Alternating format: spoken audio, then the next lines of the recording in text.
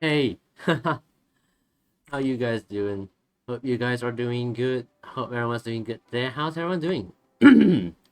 Hope everyone's having a good weekend so far. Yeah, welcome back to another stream. Hope you guys are doing good. Thank you everybody for coming. But yeah, how's everyone doing today? It was really fucking hot today. It was so hot today, man. It was so hot that like the sun looked like it was about to go like supernova or something. I swear to God, it was so hot today. Like I think this is like one of the few times the sun was like at its brightest. I feel like now is like one of the few times like the sun was like at its brightest. Because yeah, it's been a while since I've seen the sun so bright. Seriously. I don't know why it's so hot today. It, like, by right, it should be raining more, but I don't know. The weather is really just... It's really bipolar these days. Hey, Pokeboy, welcome to the stream. How you doing today? Hope you're doing good. How's your weekend going? Hope your weekend's going good. So far, weekend for me has been alright. I mean, not much really happened. It's just been real casual. I actually woke up like quite late today, actually. I guess it's not really that. I guess it's not really that like surprising. I was up until like 2:30 a.m. because after I ended stream last night, I kind of stayed up for a little bit more. By the time I ended stream last night, it was like 1:50 something in the morning, and then like after I was done streaming, I just I just like like rested in bed and used my phone until like 2:30 something. Actually no, I'm pretty sure it was like almost close to 3 even. I don't know. Yeah, I woke up at like 11. So yeah, I mean honestly that's not the most surprising. I feel like I feel like it's been a while since I've stayed up that late actually, because I guess because last weekend I was quite sick, so I actually made an effort to actually sleep like somewhat early so I can recover properly. So yeah, so yeah, it does kind of feel like it's been a while since I like actually like stayed up like quite late.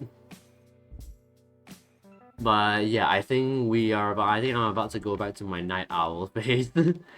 But yeah, so far weekend not really much going on. It's just been my mom and my sister and I, because my dad's still overseas. He is coming back tomorrow. I don't know what time he will though, so we might have to get our own lunch if he doesn't come back like by afternoon. Actually, yeah, he's probably gonna come back like probably like in the evening or something. I'm not sure if my dad will be joining the rest of the family for dinner or not. I don't know. I don't even know why I'm like talking about this so much. It's really not really much info. It's just like some really mundane stuff I just want to mention just so I can just yap about something for a bit. But yeah, other than that, I don't know if you guys are aware, but I have uploaded a new video. It's just a short compilation of me getting scared. It's just a it's just like a short like 4-minute compilation of me getting scared. So yeah, most of the clips are from the streams that I did for October. And also like maybe some clips from it's a bunch of clips taken from the October streams, and then some clips taken from my Miside stream that I did earlier this year. And also one from the Arya story stream, which I only like took like one clip from there because there was only like one like clip that I got that I felt like was kind of fitting. Even though I'm pretty sure I got scared like at least a few times in that stream, though I don't know, I was kind of lazy to like go and like scroll through like the entire stream, because like I think the Arya story stream was like at least like 5 hours, I think. I don't know. I didn't really want to like scroll through like that long of a stream, so yeah. Actually, I should probably close Spotify. And maybe some of my files as well. I feel like File Explorer doesn't really like take up too much. I feel like File Explorer doesn't take up too much RAM though, so I don't think I need to close it, right? Let me go into Task Manager actually. It shouldn't be too bad. I just want to maximize like, the amount of. I just want to make sure most of it is going towards my going towards like the stream basically. Maybe I should just close my browser. I'm not really using it anyway. The only reason I even have it open is because I have my what's it called? I have the stream manager on it. So yeah, I don't know. But I guess technically I don't even need to have like the stream manager open, because I have my chat in OBS already, and I can see whenever someone follows on the stream itself. So I really don't need the browser to be open, honestly.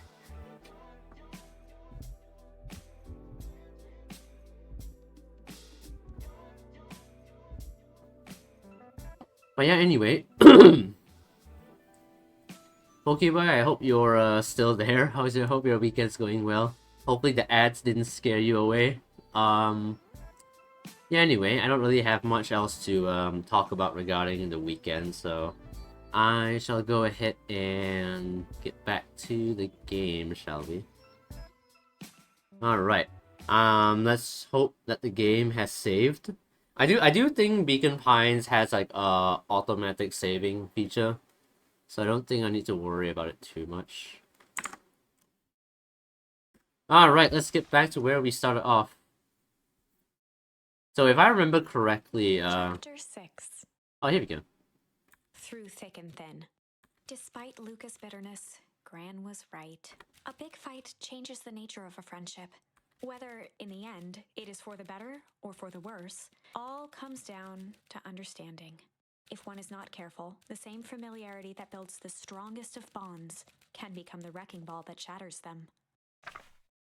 Luca emerged from seclusion, taking in the crisp festival air. But the events of the day weren't on his mind. He had to find Rollo. Alright, yeah, so last stream, last stream, we kind of had a fight with Rollo, and now we are going to try and make some amends. Our grandma told us to buy a corn dog and just apologize. I mean, like, we gotta do something at least, so, yeah. Thanks for that, grandma, I guess. Oh, it's Roxy. My weekend is going good. The ads really know when to come at the worst time. I think it's because like I think it's because like when because my starting screen always like goes on for like at least 5 minutes, and then how do I say it? And then like usually ads come on by like by like 6.5 minutes in. So it makes me wonder if I should just have the starting screen until like the first ad break is over.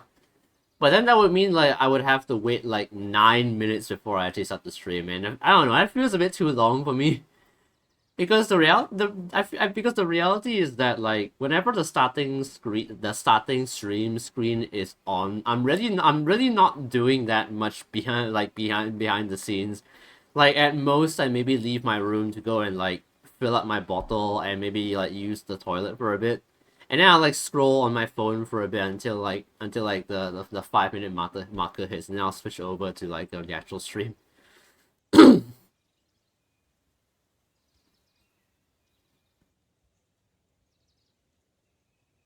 The problem with that is that that creates like a situation where like the ads come on during a time when viewers are like just coming in.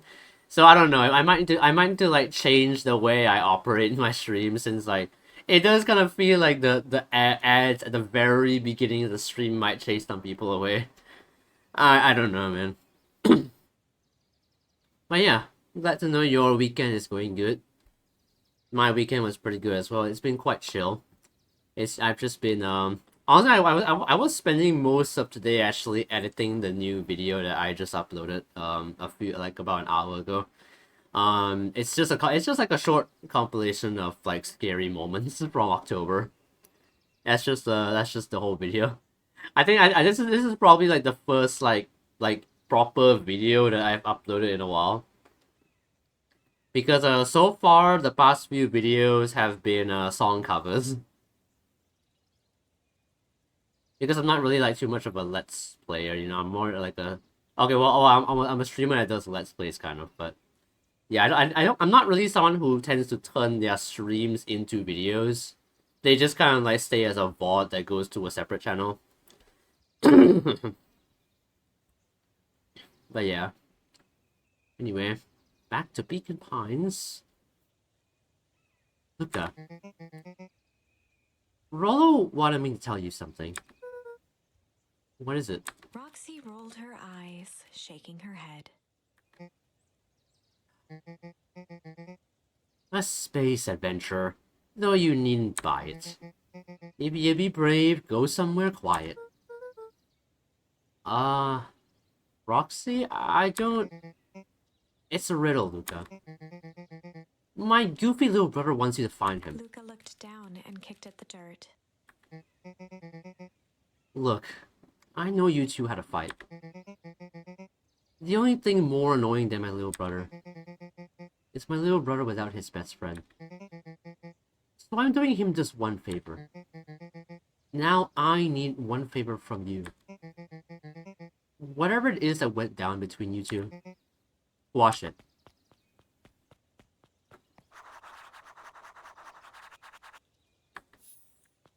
You got it, sis? I guess. Also, what does that mean? Does he mean the treehouse? I don't really know what else that could mean. It's gotta be the treehouse, right? It's kind of our secret hideout.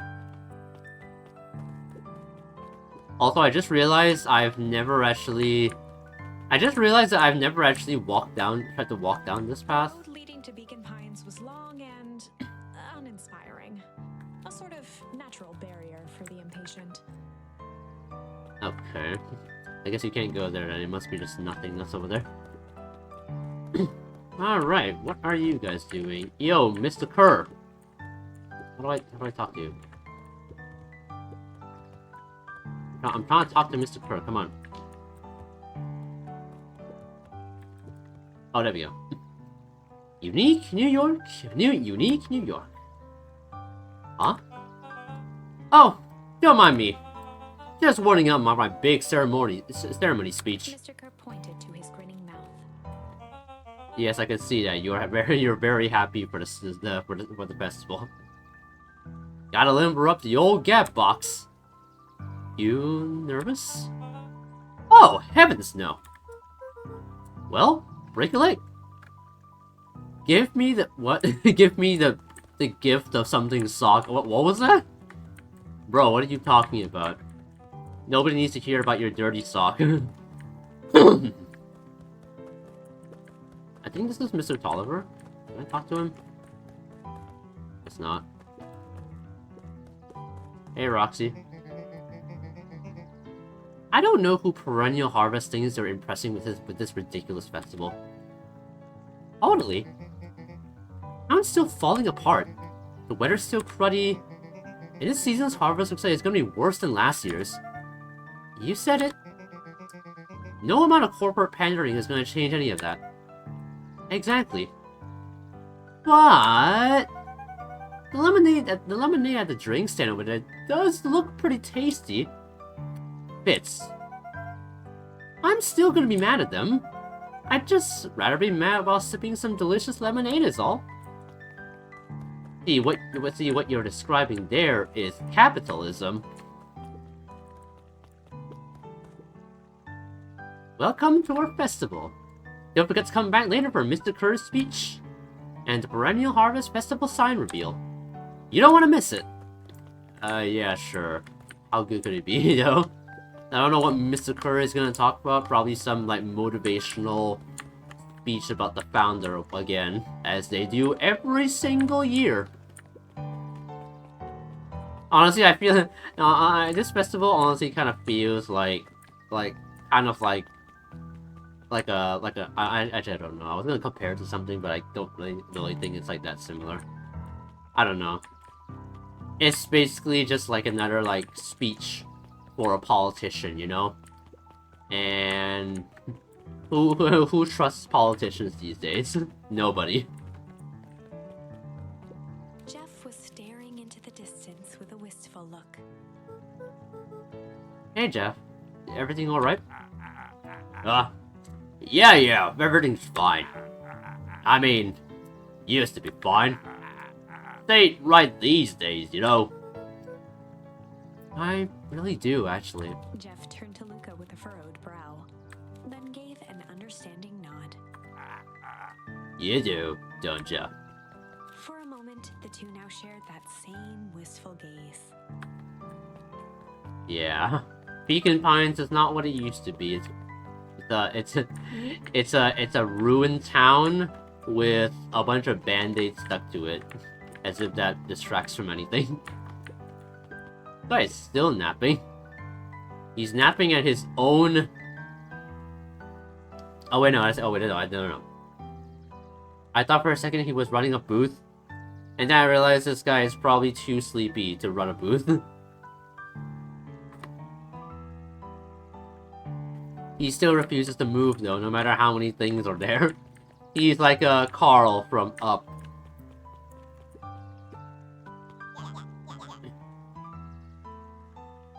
Oh my god, wait, Iggy.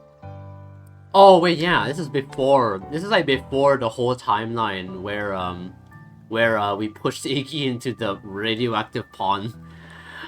So he's not deformed this time, thank god. Well, thank god we could reverse that. Good thing time travel exists in this game. Every single time. Yep. Wait for it. Unexplained sound once again noted. Like clockwork. What a bunch of drones. Okay. Well, it's a good thing we know those guys are just clones, so, I guess it doesn't really matter what Iggy does this time. He might be a bit of a dick, but, at least he's not being a dick towards me this time. That's great. How goes the beetle hunt? Pretty rotten. I haven't seen so much in I don't know what the fuck this word is. Exuviae. What the hell is that? Is that the scientific name for beetle? I don't know. It's not just the beetles. This morning I couldn't find any critters at all. It's like everything that buzzes or skitters just packed up and left. I'm sure they're out there somewhere. Maybe all the commotion with the festival just spooked them. Yeah, maybe that's it. Can I, like, investigate anything else? Or is that it? Well, I'm gonna go check the treehouse first. I don't really know where else he could be. Or he could be at the warehouse. I don't know. Oh, wait, no. That's the flash dragon. I don't need to do that again. Did you hear? After Mr. Curry gave his big speech, they're gonna have the first annual biggest cash competition. As long as a boot qualifies as a catch, I'm a shoo-in. Good luck. Does anybody even catch any fish in this pond? I feel like the only thing we ever catch is just random objects.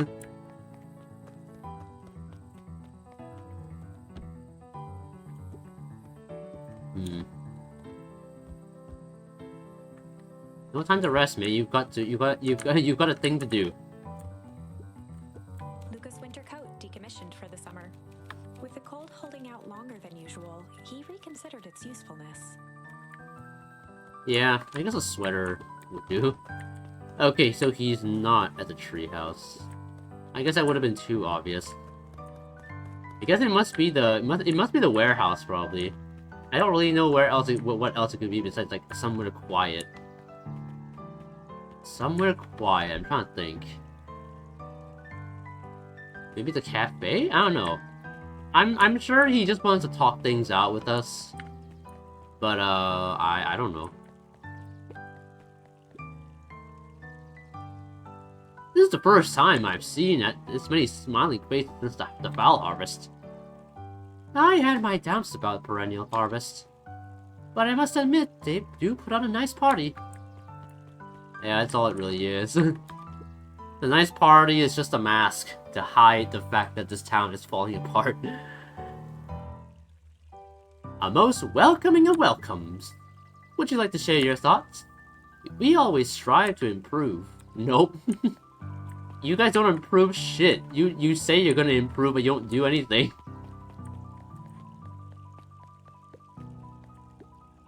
What are you? Oh, Piper. Piper? You're actually taking a break from studying. I want to see what all the festival fuss is about. But I can't help but notice. You still brought your backpack full of books. Luca, backpacks can carry a lot more than just books. True, true. So, what you got in there? Books? So I was correct then.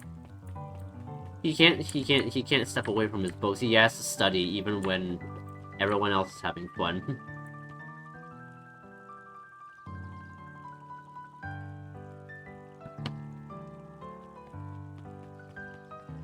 Okay, there is a cafe at the back here. Maybe he's here. No, just the emo cat and the blonde cat. Hiya, Luca. How's Griffin doing? What? Oh, nothing. Sorry, all became flesh. Who is Griffin? Just pretend I didn't say anything. Who is Griffin? Who is Griffin? Who the fuck is Griffin? And why did you ask me like I was supposed to know who that is? His old friend's eyes. Alright, she's just reading a book. The art style of this game is really cool. I know, right? Like, the moment I opened this game, I was, like, so in love with the art style. I mean, just look at it. I really like how, like, well-rendered, like, all the character sprites are. Like, the artists, like, put, like, so much effort into this game. It's actually amazing. Is the diner closed?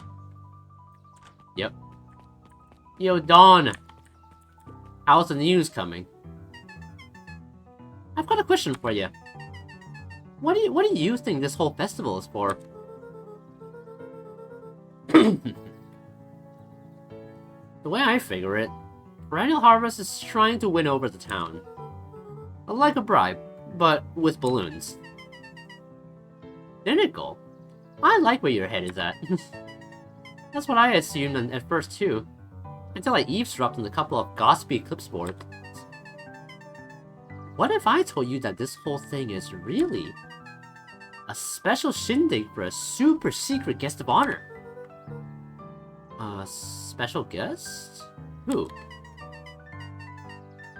I haven't dug that deep yet, but whoever it is, PH thinks they're a big deal. Okay. So, yeah. Basically, the town is basically like a math to be like, hey, look at us, we care, we definitely care about the town, even though we haven't made any changes. But hey, look, fancy balloons, look at that.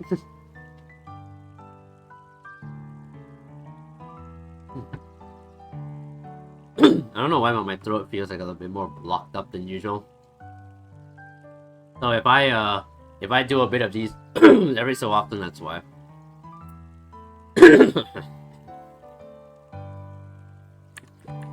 Alright, what are you two talking about? I was able to return the Perennial Harvest safety suit you borrowed. I don't think anyone noticed. Good. Now, will you tell me what you needed it for? It was a favor for an enemy of my enemy. This isn't gonna harm Mr. Kerr, is it? All you need to know is that it's for the good of the family. Okay, also wait, suit? I mean, yeah, these two always seem a bit sus, but yeah, I have my yeah. Because last stream, we went to the abandoned warehouse and there was a man in a suit, like a yellow hazmat suit. I wonder if that's what they're referring to. There is, as I said last stream, there is like a weird conspiracy going on in this town.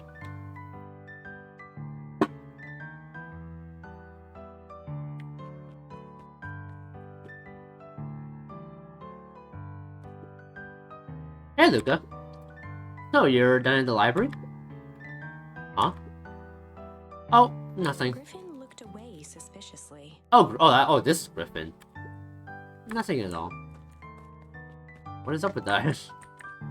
This has something to do with Zariel. What you? I forgot what your name was. Luca, did you know that Beacon Pines is actually unincorporated? A lot of people don't know that. Wow. Yeah, I didn't know. What's that mean? It means most public works are handled internally. We do all the pipelines, the water treatment, building regulations.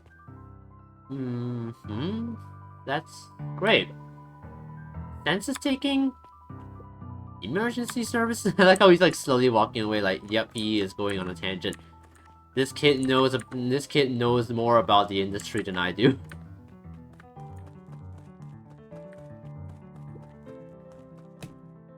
No touching. Fine, I just got an achievement for kicking the melon. Oh, wait. Okay, I didn't think I would get a charm for that. It's a good thing I'm very itchy trigger finger. Okay, I got a smack charm. That's interesting. Oh, the library! Oh yeah. That could be where he's at. Library. More quiet.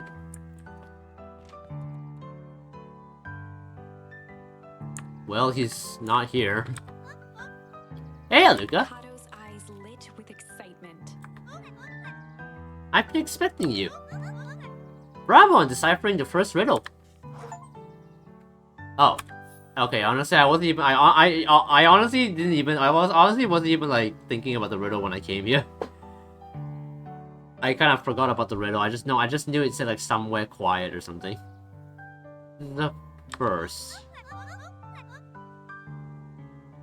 Oh, you didn't think that was all, did you?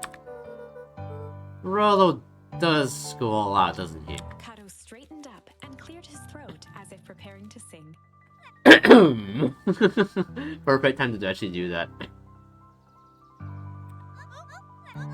On planet Farpool, you may take issue. When the 5th king dies, you'll need a tissue. Kato stared at Luca eagerly. Get it? Want me to tell you? No, it's okay. Let me figure it out. Alright, when you find it, bring it here to be verified. And if you decide you want a hint, the offer still stands. On planet Farpool, you may take issue when the king dies with its issue.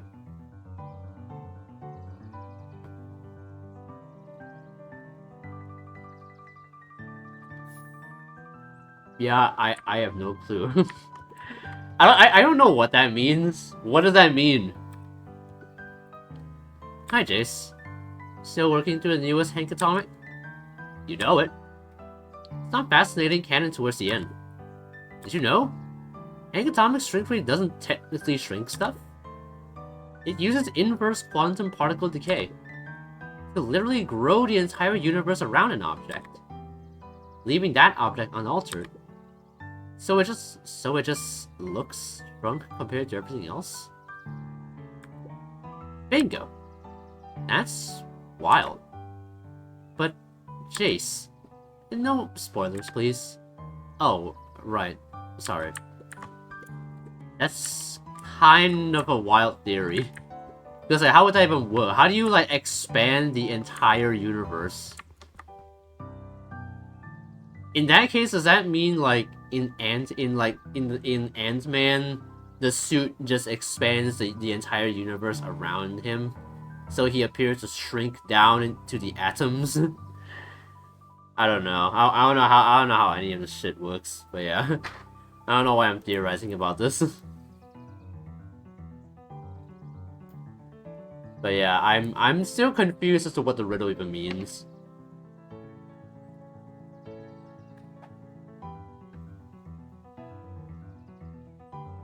And at Farpool, you may take issue when the 5th king dies on your tissue. What the fuck does that even mean? I can tell you one thing. It's not out there.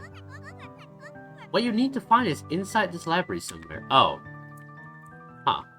Okay, so it's one of the books then. Luca grabbed 500 meals for one big pot from the shelf. Okay. Once you've got a book, you can either bring it to me here, or just grab a different one. This Luca doesn't... grabbed 500 meals for... Oh, okay. Luca grabbed The Issue with Self-Help, a helpful guide, from the shelf. That sounds right. Luca grabbed The 5 Pillars of Success from the shelf. You may take issue when the 5th king dies in its issue. Do I need to find a book about kings, maybe? Let's see. Luca grabbed The Adventures of Hank Atomic, issue number 5, from the shelf. Oh, that's gotta be it. That's gotta be it. Luca grabbed The Adventures of Hank Atomic, issue number 4, from the shelf. Okay. What else is there? Luca grabbed Natural Photography, volume 5, from the shelf. Okay, that can't be it. Luca grabbed The Modern Science of Atomic Radiation from the shelf. Nope. No. Who wants to learn about that shit? It's gotta be the Hank Atomic one. Let's have to see if I'm right. Let's see. What do we have here? The Modern Science of Atomic Radiation. Nope, I'm afraid that's not the... Oh. As I emphasize on Planet Farpo, you may take issue in the 5th... Yeah, 5th issue, I got it. I had it in my hand already. I thought I had it in my hand already. How do I put the book down?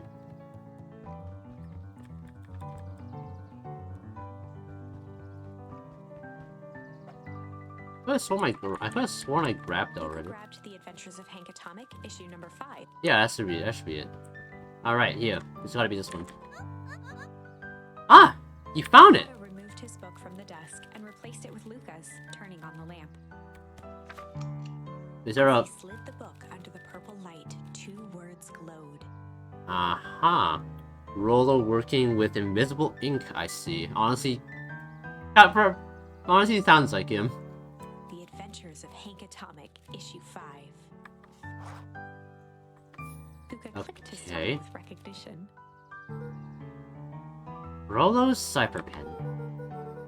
He used to write secret messages everywhere with that. And only I had the special flashlight needed to reveal it. But I lost it. Well, apparently he traded Jeff for this purple light bulb. Parted with his entire Halloween candy stash. Oh, Rollo. Now, let's see here. Kato began flipping through the pages, stopping when he hit a glowing word. Get away with such a grift. He continued flipping. Only found in Grub Cart. Reaching the end of the book, Kato looked up. That's it. Rift in Grub Cart. Rift in Griffin. Griffin's Grub Cart. He wants me to go to Griffin's snack stand. Ah, brilliant. I guess you're off then? Good luck on the rest of the scavenger hunt. Thanks, Kato. Is that why Griffin is looking away suspiciously? Because fucking Rollo's hiding there. Alright.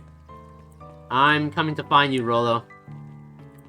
Also, the game is still like having those like weird lag spikes for some reason. I don't know why.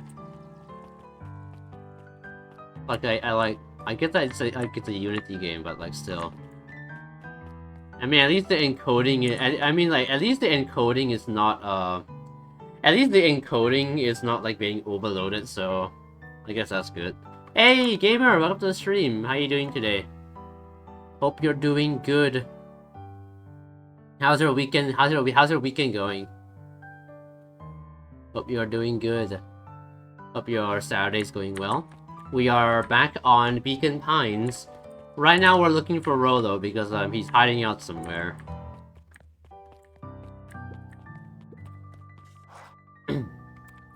Yo, Griffin. Hey, Griffin. Did Rollo Before come... Luca could finish his sentence, Griffin handed him a corn dog. Oh, that's it? Bought and paid for. Enjoy. I thought there was supposed to be a riddle or something. Luca shrugged, taking a sizable bite out of the corn dog. Honestly, I want a corn dog. You know, Korean corn dogs are so good. Like I love Korean corn dogs with like the mozzarella cheese and all that. Oh my god! And sometimes they would have like bits of potato on the side. Oh, it's the best. Man, I want a Korean corn dog now. Literally just woke up and looked at my phone still in bed. Honestly, it sounds like me every weekend morning. Actually, that was kind of how that was kind of how my Friday. That's kind of how like my Friday morning was. I woke up at like 7:40 a.m. somehow. I on Friday I woke up at like 7:40 a.m. somehow, and I just kind of like fiddle around on my phone until like 9 a.m. when my dad eventually left for his trip. So yeah, I was mostly home alone on Friday after that. So yeah, they sound good, Kwewa. They are. Yep. It's cold. Oh yeah, that's been sitting here for a while. Rolo wanted me to be sure to give you that one specifically. Well, that's just... Luca tongued at his cheeks, feeling something rough between his teeth. He reached into his mouth and pulled out a slip of paper. Oh, come on. He shook off the bits of corn dog to read the slip. He put a piece of paper in there? What if I accidentally swallowed that? What, Rolo? What happened if I accidentally swallowed that? I guess it's just paper, so it's not like it would kill me. But still, I don't think you should be eating paper. Pick up when you need some pep. Near the fountain, up the step. Luca finished off the remainder of the corn dog. This is getting to be a whole thing. Pick up when you need some pep near the fountain up the step. So it's near a fountain, basically. So...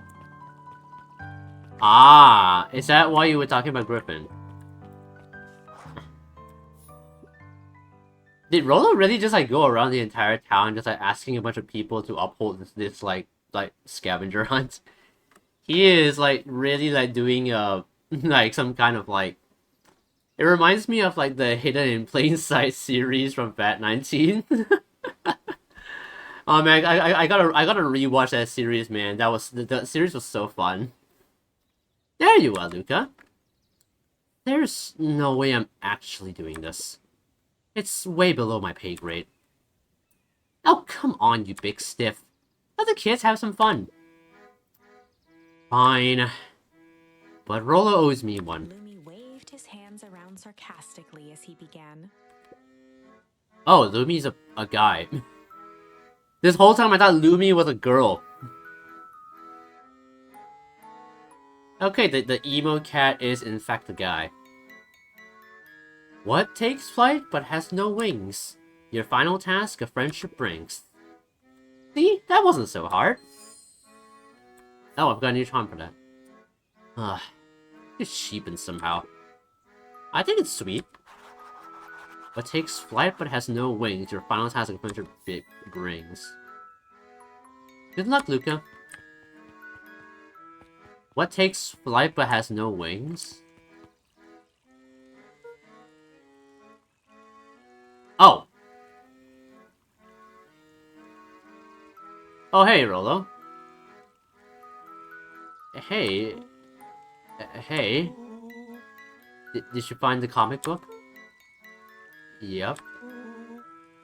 And you got the corn dog? Yeah. Well then. I know it doesn't make up for what I said. But here. You've earned this. Rolo sheepishly handed Luca the balloons. Aww. Right. Thanks. You didn't have to go through all this trouble. I'm sorry I got so mad. Dang it, you were supposed to let me apologize first. Oh, sorry. Now you've apologized twice before me. Just let me do this. Luca, I'm really sorry. With everything that's happened, with your mom and all. I've always wanted to be there for you.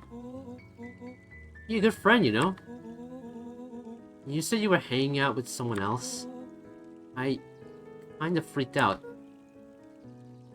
Rolo. Still my turn! I felt like if you needed some new friend to help you, it meant that I wasn't good enough. But that was selfish and wrong. I was wrong. I'm so sorry, Luca. Okay, apology over. You can talk now. Luca threw himself at Rollo, hugging him as tightly as he could. Aww. Rollo. I don't deserve you. I don't deserve you either. That's why we deserve each other. So, what else do you want to do today? You could stoop around and try to find some info about your mom. Where? We could probably sneak to Perennial Harvest HQ while it runs the festival. Aren't you curious about all those stuff about those clipboards right down? I said that sentence really wrong. Well, there. Hey, and then Veteran 69. How's No Nut November going? But yeah, welcome to the stream. Thank you for dropping in. How are you doing today? Hope your weekend's going good. I am playing Beacon Pines today. This is my second stream on it. I played it for like 4 hours yesterday, so I'm just continuing it now.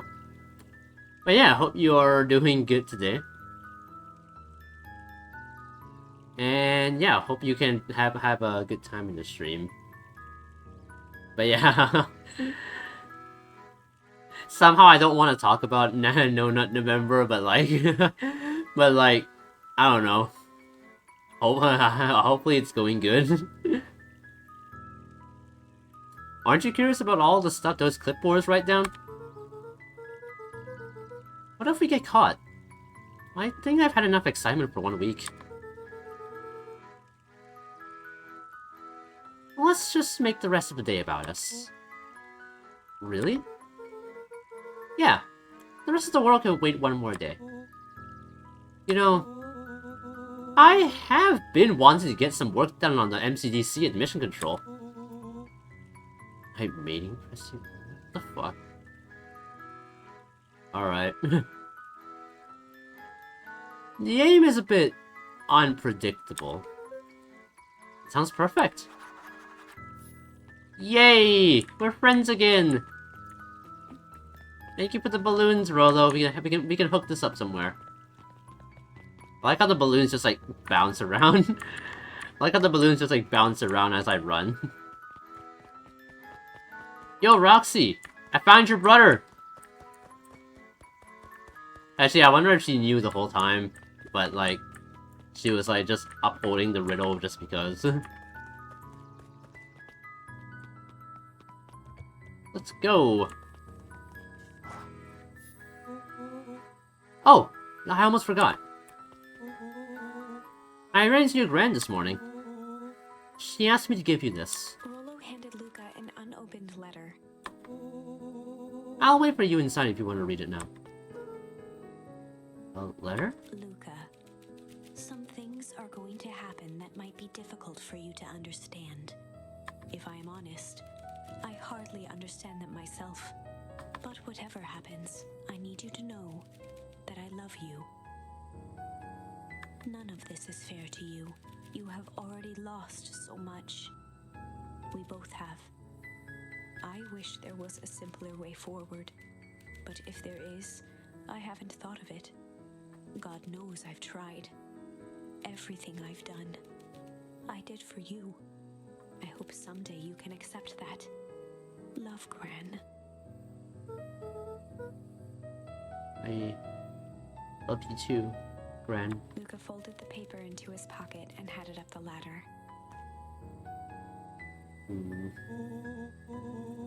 I guess it's like a very. I think this is like a very emotional like point for the game.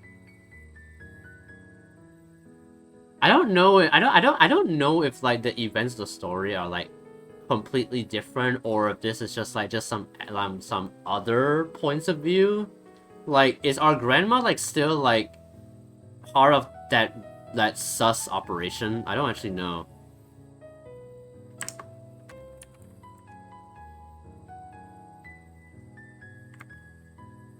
What's up with the letter? Anything you want to talk about? Maybe later. Sure, whenever you want. Just relax in treehouse.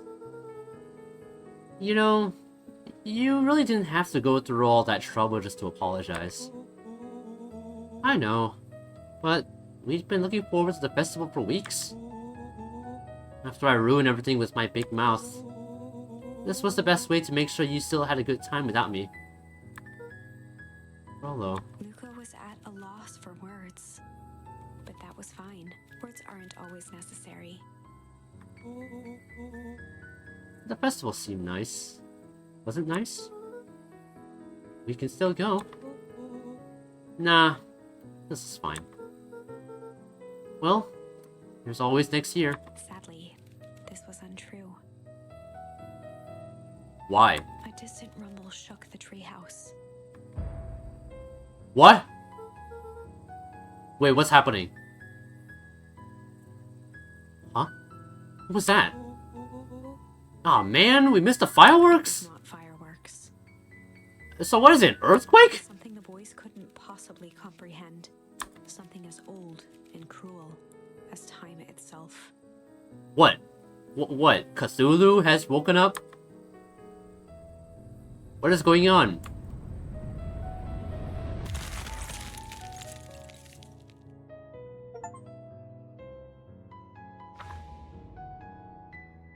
A shockwave of cold tore through the room. A bitter, unfathomable chill. What? What just happened? Before they could react, it encased them in ice. Two boys, reunited by friendship, only to be cruelly separated by a malevolence beyond reason. And so, our story ends on this melancholy scene. In a silent treehouse turned statuary, in a town brought low by its secrets, sits a pair of friends, alone, together. For the rest of time. The end. What? What the kind of ending is that? No, that can't be the ending. It simply can't. Why was that even an option? Why did that just happen? We were at the brink of the end of the world. The big freeze just happened? Why? Why did that just happen?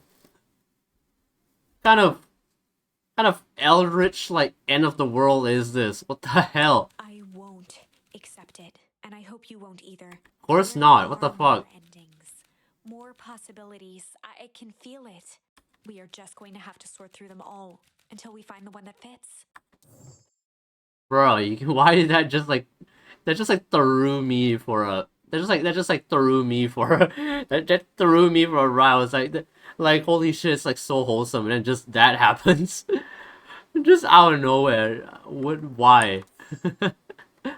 Well, I guess, we'll see, what break does now. Let's go back to let's go back to, weather.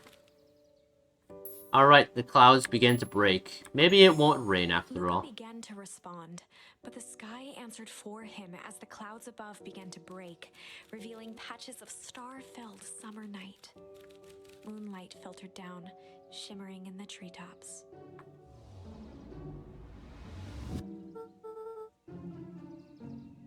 Sure, you can meet Rolo.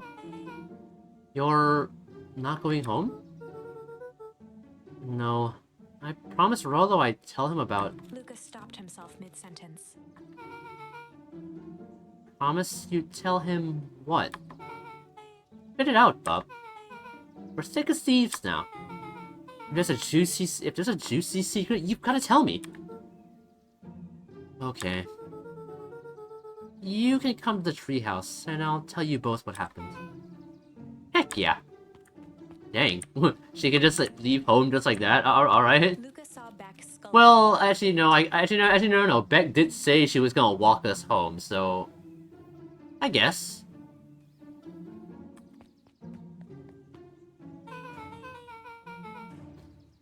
So, you're telling me there's nothing mysterious or creepy about this place? It's mostly boring and empty. I refuse to believe that. Being Spike Gate, looming mansion, rich reclusive owners, it even smells shady. Beck grabbed the wrought iron bars and shook the gate. Maybe don't do that. I don't want to get... Beck, don't do that. I don't want to get shot. I don't want to get shot out here. Thinking by the owners thinking we're like thieves. They're rich. They probably have guns.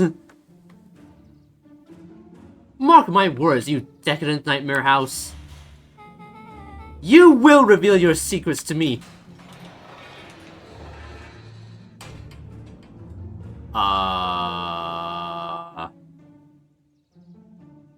Beck, did you just guess the secret password correctly somehow?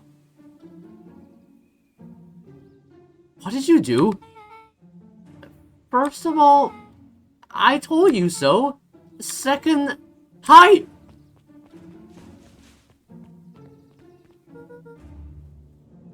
That's Harris Valentine. Who's that she's talking to?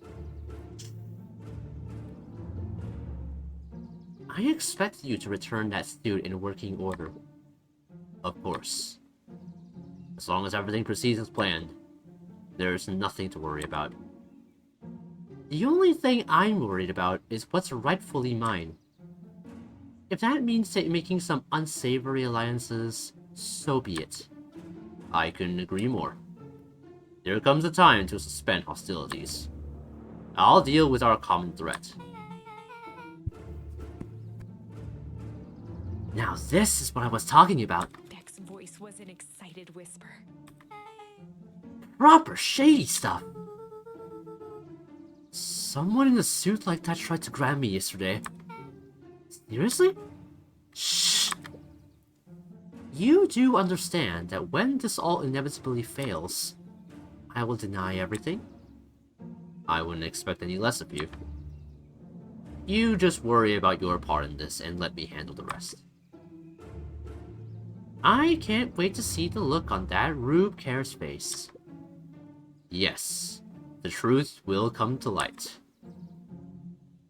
I'm still surprised you're so comfortable with the potential collateral damage.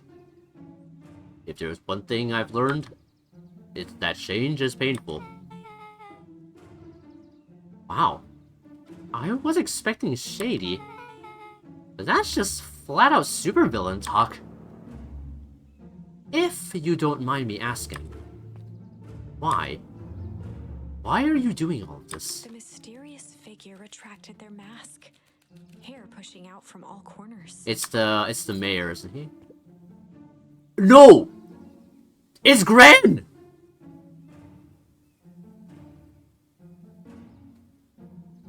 I thought it was the mayor! Oh man, I've been giving the wrong voice. You know what? Let's just pretend the suit gives her a different voice. It's gonna be like Darth Vader's mask or something. Family. A chill ran down Luca's spine. His vision blurred. Beck stifled a sharp wince, and Luca looked down to see himself wrenching her hand. An answer I can certainly respect. Gran tousled her hair back under the face mask. Just remember, keep everything nice and normal until the festival. I don't need lessons in rousing suspicion. Gran gave Eris a curt nod and disappeared into the night. Okay. So I guess Gran is still part of the conspiracy after all. Holy shit. 5.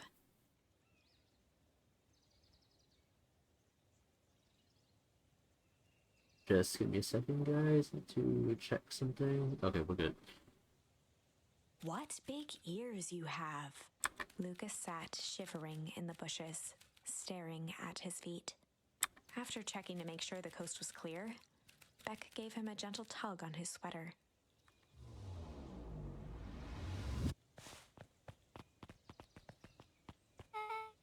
Holy shit. What a twist. Well, not really, because we kind of already knew our grandma was part of some shady stuff, but I did not expect her to be the person in the suit. I thought that was going to be the mayor. Which is why I gave him that deep voice to begin with, because the mayor was the one talking about this, about like returning the suit. So I thought it was gonna be him. What's wrong? You look like you've seen a ghost. Why were you so scared of that old lady in the hazmat suit? That was my gran. That was your gran? Yeah. Okay, well, I'm sure there's a perfectly reasonable explanation for all of this. Let's just get to the treehouse and figure things out there. Either way. Oh my god. This is fucking insane-o, dude. Oh my god! The clones are here! The clones are here! We are finally seeing them side by side. For the last time. There's nothing to worry about. Of course, we're not worried. The clipboard finished writing with a scratchy flourish and looked up. Just dotting our I's and crossing our T's. Well, maybe try minding your P's and Q's. Mr. Nuncreed, arms crossed over his paunch, gave an exhausted sigh. If there's anything you need knowing, you'll know it. Absolutely. If you'll just sign here, acknowledging everything is accurate, we'll be out of your hair in a flash. Oh, for the love of... He snatched the pad and scribbled his name so hard the pen nearly snapped. Bro, this is crashing out. I mean, to be fair, who wouldn't be mad if they were being pestered? There. And would you like my eternal soul as well? The clipboards looked at Thank each you for the other water, a moment, Zooey. Probably gonna need to drink a lot. pondering the possibility. Excuse me, what? But yeah, Zooey, how you doing? Thank you for coming to the stream. How are you doing today? Hope you're doing good. I hope work's going well. But yeah, thank you for stopping by. We are just continuing where we left off on Beacon Pines. Then broke into laughter as they walked away. What? What the heck is wrong with them?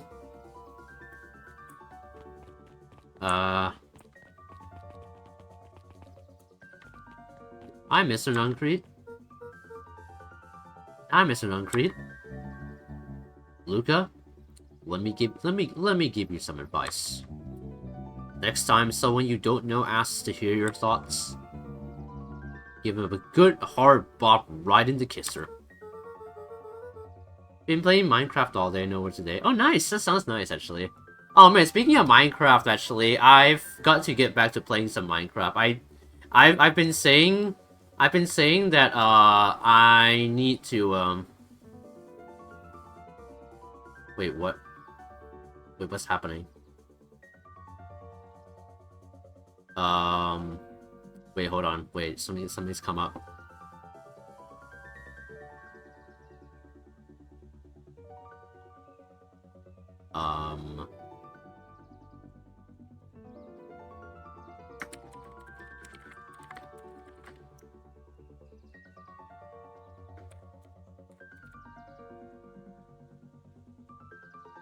Wait, hold on, guys. Something weird just happened on my Discord.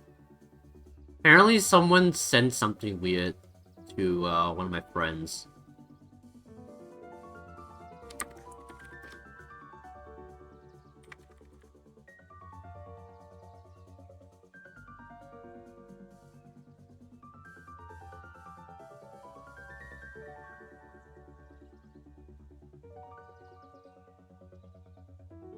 Alright, I'll get back. Anyway, anyway, back to what I was saying.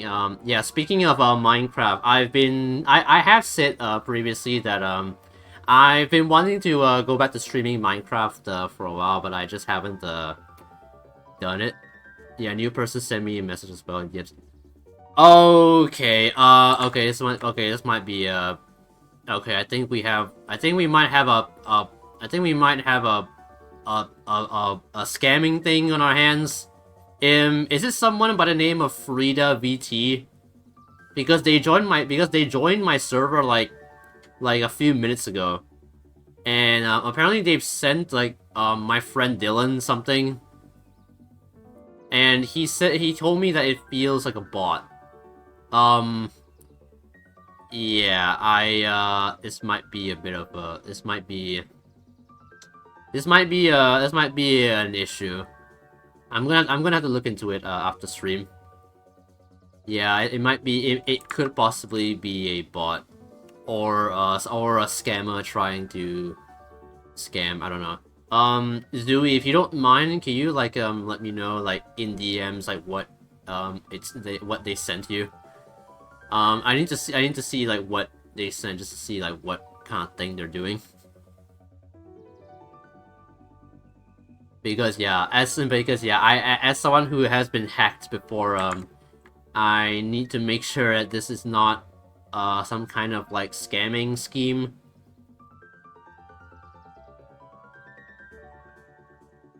Oh, Grant tells me to just keep away from the clipboards. That's good. That's good. Your Gran is a smart lady, Hugo. Speaking of which, you better run along home now. You don't got to be wandering on your own. Yeah, we're headed home. Yeah, sure, we're totally headed home. My home's in the trees, somewhere. What are you two doing? Another day, another $1. See you tomorrow, Z. Have you noticed how all the perennial harvest folks order the same drink? Decaf cappuccino with extra foam. Why? I don't know. Just thought it's a little odd. Pretty weird for sure. Well, the customer is always right. See you bright and early tomorrow. I can't wait. Bro definitely loves his job. Although that is not how the saying goes. The saying is the customer is always right in a matter of taste. Very common misconception, I know. William Kerr and Gus Valentine proudly surveyed the half-covered festival banner. It's all coming together quite nicely. Couldn't have done it without you. The mayor gave a half-hearted shrug. I'm not so sure about that. Nonsense. That reminds me. I wasn't able to thank your sister for her contributions. Yes, she has been indisposed as of late. She doesn't like me much. She doesn't much like me, does she? Oh no, that's not it at all. She's just been busy. Of course. Regardless, I would be forever grateful if you could pass my thanks on to her. The History Museum adds a real air of import to the whole affair. And we couldn't very well celebrate the story of Beacon Pines without including the Valentines. My father was a great man. You darn tootin' he was. Kerr locked his arm on Gus's shoulder. But I mean the entire Valentine family. Present company included. Can I ask you something, Mr. Kerr? Call me William. Ask away. William, why are you doing all of this? Gosh, I've never felt one needed a compelling reason to throw a party. Not just the festival. All of this. There's gotta be 100 down in their luck towns out there. Why is Perennial Harvest so invested in helping Beacon Pines? You know what I love most about the agriculture business? Seeds. Seeds? Yep. Little bundles of potential. With a glimmer in his eye, Kurt gestured grandly toward the horizon. You treat a seed right, nurture it, feed it, and it can grow into something truly special. You see potential here? Undoubtedly. The seeds of greatness is always under our feet. All it needs is a little nudge. And the right leadership, of course. Oh. Good night, Mr. Mayor Valentine.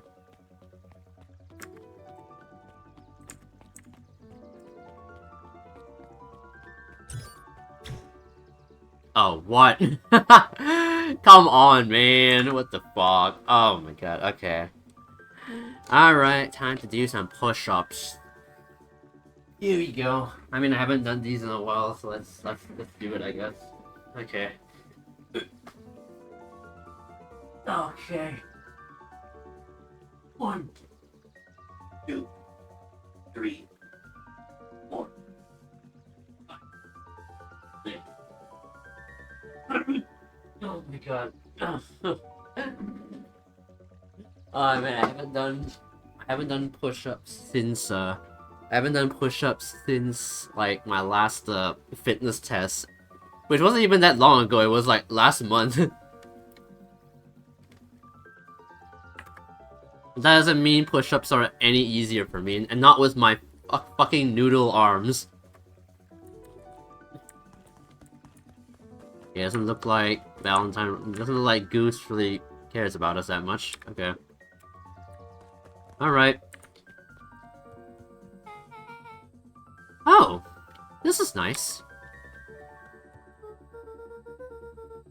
Yeah, the treehouse is just a little further from here. So, what's your buddy Rolo like? Rolo? He's Rolo. Not particularly helpful. Sorry, I just never thought about it. Lots of energy. He's funny, even when he's not trying to be. Things have been tough for his family since the fowl harvest. It's about damn time you tell me what this fowl harvest thingy is. It's kinda a long story. Hit me with the highlights. Okay. There used to be a fertilizer company here called Valentine's. They were kind of a big deal. Ooh, big deal fertilizer. It was a big deal to us. Their stuff really worked. Farmers loved it. So Valentine's grew and grew. Vegan Pines pretty much grew around it. Most everyone in town either worked for Shopper Valentine or used his fertilizer. Things were good. I'm sensing a big but. Around 6 years ago, Sharper Valentine suddenly died. And something changed. Changed how? Could have been a bad batch. Maybe it was in the water, or air, or soil. Nobody knows. But all the crops died. And everyone blamed Valentine's. The foul harvest. Yeah. Valentine's fertilizer went out of business. Half the town lost their jobs. Yeesh. Next year, the crops came back, but something was different. You plant a crop, do everything right, and it's sort of a crapshoot what happens. And no one knows why? Nope. I take it Rolo's farm got the short end of the stick? Yep. For some reason, their farm was hit harder than others. That sucks. Things have gotten better since Perennial Harvest came to town. The Beacon Pines Reborn Initiative? Yep. First thing they did was skip the town of Deep Scrub. They even put us up in hotels, one town over for a week, while they decontaminated the groundwater. We'd better get going.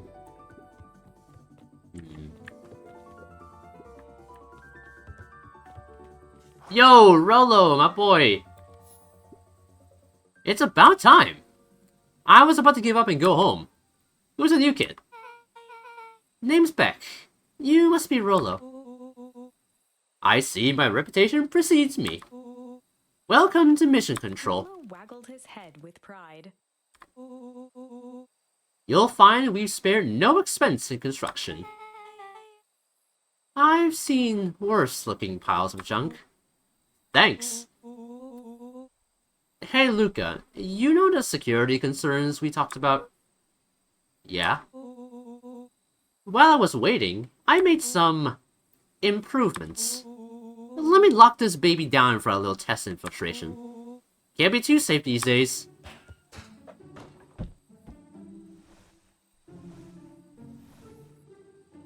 Aha! So, you basically made it so you can... Oh. So basically you made it so you can roll up the ladder and...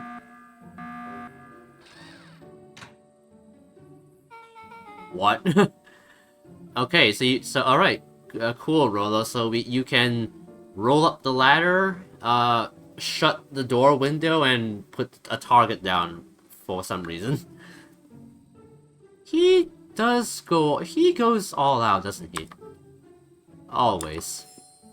Lavish. That is a great image.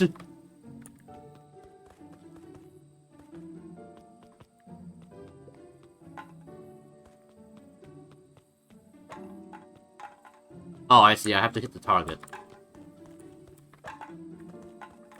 Wait, do I have to hit the Wait, do I actually have to hit the target? Yeah, there we go. Oh, alright. We have more. Okay. Well, I guess Rolo wasn't gonna make it that easy. Let me just... Okay, from here. Nice. Where now? Oh. Oh, it's moving now. I see. Cool. Alright. Let's try and time this. Yeah! I'm good!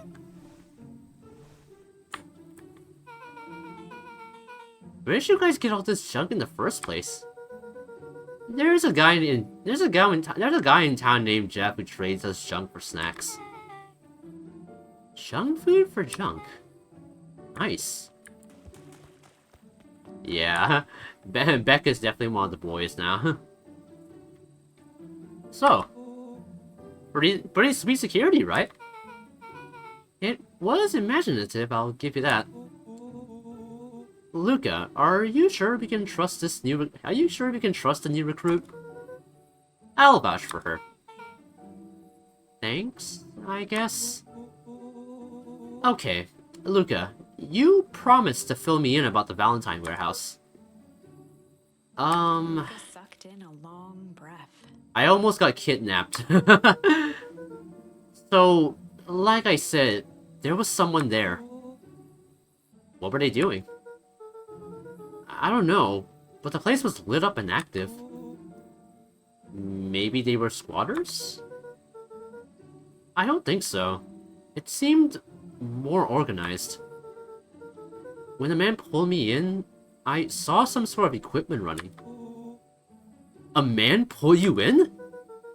Yeah, but I got away. You keep saying saying it was a man. They were wearing a mask, right? Yeah. Then it could have been a woman. She has a point. How did you get away? I grabbed a rock or something and broke their mask. They let go and I ran. Dang. That's intense. No wonder you were freaked out when you saw your grandma. Yeah, that's the other part. On our way here, Beck and I saw Harris Valentine meeting with Gran, wearing the same sort of hazmat suit. Rollo let out a low whistle. And they weren't there for idle chit-chat. It was a proper clandestine? Clandestine? No idea what this word is. It was a proper clandestine meetup. Oh, so let me get this straight. There's an operation in full swing at the Valentine warehouse. You were almost abducted by a man or woman in a protective suit. And then you saw your gran in the same suit, talking to Harris Valentine? Pretty much. I'm beginning to think this town is kinda awesome. Rollo and Luca shot back a look. No offense. So what was your opinion before that? You trying to tell me Beacon Pines are shit? How dare you? This is my hometown, how dare you? And so, we can logically conclude aliens or alien zombies have infiltrated the town. And their leader is your gran, and she tried to murder you. First of all, and for the last time, there are no aliens. Second, it couldn't have been my gran at the warehouse. I broke that person's mask to get away. The mask Gran was wearing wasn't damaged. But she's definitely hiding something. Maybe. Your Gran is weird, but she might be the most boring person in the universe. All she does is sit around all day making jam. What could she possibly have to hide? I don't know. We haven't talked much since she moved in. Moved in? Your gran isn't from here? No, she came a few months back to take care of me after his mom went missing. Did you know your gran before? Not really, no. It's been years since I've seen her. Luca, don't take this the wrong way, but are we sure your gran is on the up and up? Luca gazed out the window. I don't even know what that means. I'm just saying. It sounds like strange stuff has been happening since she showed up. We could say the same thing about your family. But you're right. Luca, your gran is hiding something. Pa always says, folks only bury stuff worth digging up. We need to investigate your house. If my gran really is hiding something, don't you think I would have noticed by now? That's kind of the whole point of hiding something. I guess you're right. Gran's been leaving the house for hours at a time this week. I'll call you two tomorrow when the coast is clear. And we can start getting to the bottom of this. I'm always game for a good snoop. You can count me in? Hell yeah. This is like kind of reminding me of Sally Face a little. Because like in Sally Face, Sal and his friends like kind of dig up like Sal and his friends like discover something very ominous about the apartment that they're living in. And I think it's gonna be like a somewhat similar situation here, only it's like a lot more personal. Because this is our gran we're talking about. Secret lair. Summer forged ahead, but the nights only seemed to grow colder. Luca walked home slowly under the pale starlight, cautious to avoid any more surprises lurking in the shadows. Reaching home, he slipped quietly into bed, half dreading what they might discover the next day. What? Let me guess. There's going to be some kind of like hidden storage in my house. Oh, Luca has a whole new sweater. It's so cute. What time is it? Luca, I love your new sweater. Oh, he's gonna change back into the old one. I guess that must be his pajamas or something. Okay. Is that the two of them? Hey, you guys! Rolo, what on earth is that? I mean, hey, man, he just wants to be Sherlock for a day. Come on, man, just let the guy have his fun. Hmm? That ridiculous thing on your head. Oh, this? It helps me think. You're gonna need a lot more of those. Joke all you want. We'll see who's laughing when I crack this case wide open. The coast is clear? Yep, whatever she's been up to this week, it's been keeping her busy most of the day. Very well. Aim is afoot. Luca and Beck rolled their eyes as Rolo strutted across the room. If I were Gran, where would I hide my deepest, darkest secrets? Perhaps where you might least expect it. Rolo Well, opened the no cabinet shit. compass. Aha! Coughed as a veil of dust hit his face. You just opened up my termite-infested cupboard. I think it's safe to assume anything that dusty isn't what we're looking for. Or maybe that's what she wants you to think. Then again, any good detective knows to not trust their first hunch. First hunches are for suckers. Okay. I mean, good point, I guess. Eureka! She's lit a fire in order to burn the evidence. She keeps that fire going every day, Rolo. Drat! May already be too late. Just think of the mounds of documents lost to ash. Okay. I'm gonna stop you right there. Can we just think for a moment? Luca, is there anywhere Gran doesn't want you to go? Yeah. The closet upstairs. So, maybe it stands to reason that we should check there first? No dice. It's locked. Well, well, well. Look who stands to reason now. And I have no idea where the key is. If it really is important, then she probably keeps it with her. Anywhere else? Why don't we, like, try picking the lock or something? I don't know. Have we tried doing that before? I guess we are, like, only 12 years old. Like, there's no way we know how to do that, right? I mean, I don't know how to do that. I'm, like, 22. I don't know how to pick a lock. Because why would I need to pick a lock? She has her berry bushes. Who has ever thought, I am going to take this important thing and huck it in the bush? You're 22? Yes, I'm 22. well, I'm going to be 22. Actually, no.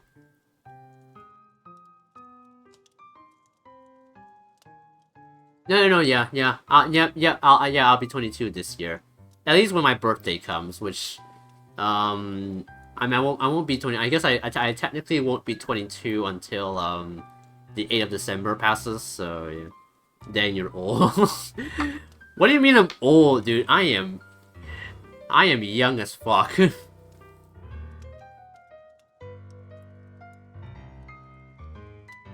True.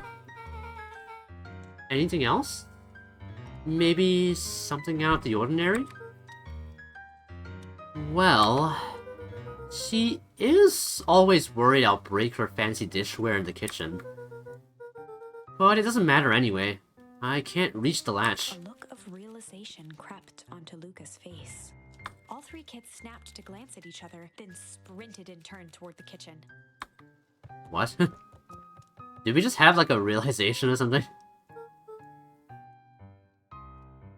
Oh, alright, Rolo. This is your time to shine. Ah, yes. You've called upon my expert detective skills. And now I shall proceed with... Before he could finish, Lucas scrambled up Rollo's back. Oh, I see. Okay, first off, did nobody think of using a chair? Did nobody think of using a chair? Why do we have to do it this way? I thought we were using our brains here. Why don't you just use a chair? You have one, like, right there.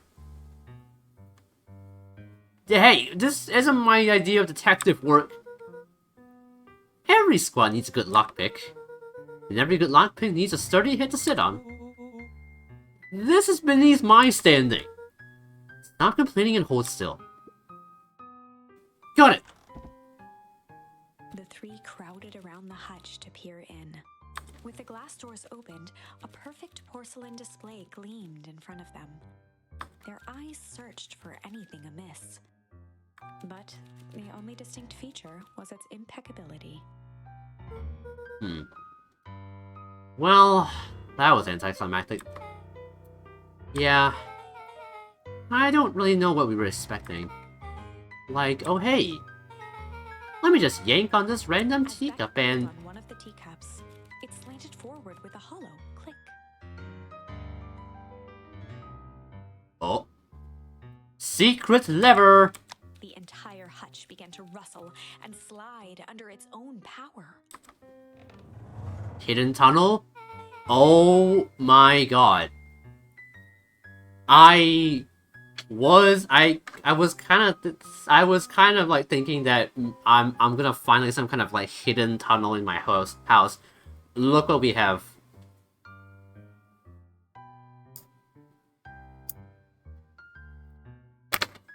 Even your granny has been doing some remodeling. Dude, only 2 types of people have secret lairs. Evil masterminds and superheroes. So, which one do we think she is? We're about to find out. Oh gosh. Wow. Okay, so more of an unhinged conspiracy vibe? Oh, wow. Yeah, this cannot be good. We need to look around before jumping to conclusions. What? I mean, there's like barrels with exclamation marks on them. That's I don't know what kind of jam she's making, but okay. She has a boxing thing here, which is interesting. Do I get a charm for this? Nope, I don't get a charm for fighting, I guess. Luca jostled each cabinet drawer in turn. Only one was unlocked.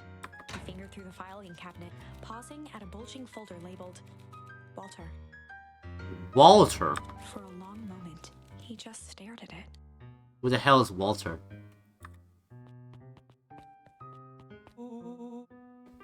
What do you got there? It's... my dad. Looks like some of his old medical files. Your dad was a doctor? Luca nodded and caressed the label with his thumb. Well, are you gonna read it? Here, let me help.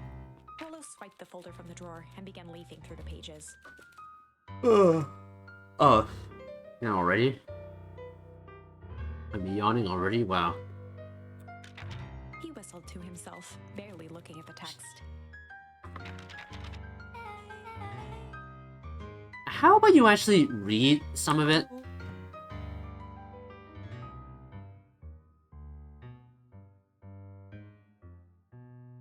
The only Walter I know is Jesse's Walter. Say my name. You're Heisenberg. You're goddamn right.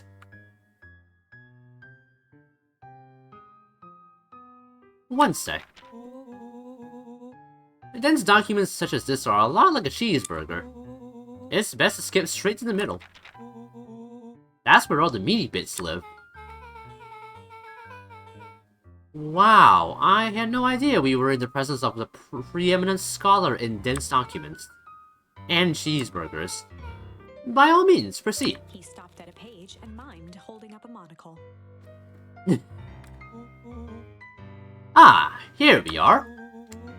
Follow-up examination of Terence Wilby. Patient shows further signs of paleness and malaise. Body temperature continues to drop. He now describes soreness of muscles and joints. This is similar to the symptoms exhibited by Mrs. Wilby just a few days past. Still waiting on lab results from Joseph. Rollo looked up with heightened surprise. See? Creepy. Yeah, that's kinda disturbing. Who's Joseph? That's Mr. Nuncrete's name. Wait, Rollo's finger traced across the page. there's more scribble in the margins. Could it be contagious? Mr. Wilby claims the tap water at his home has been contaminated. Perhaps environmental?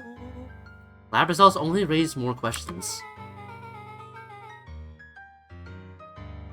Saki came back to this report later and made those notes. So it might be related to something else. Rollo scanned through several more pages. Here! The writing looks shaky. I just couldn't help her. This disease, or whatever it is, progresses so fast.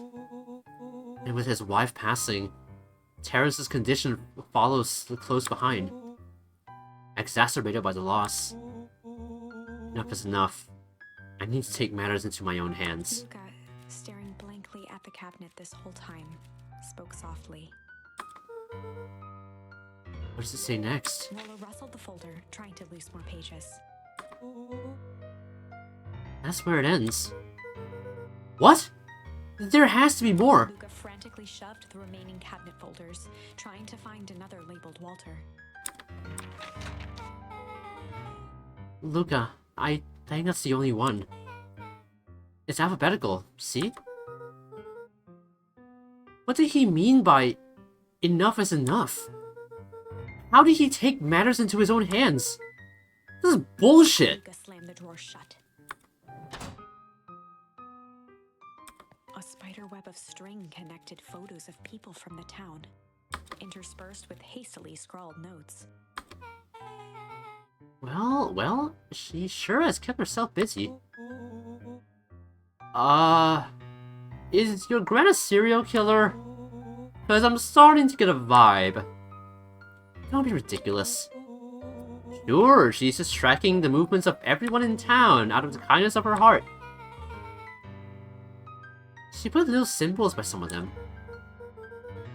Yeah, Mr. Nuncrete has a check mark. The clipboards are all inside a big circle. My mom's are both on here.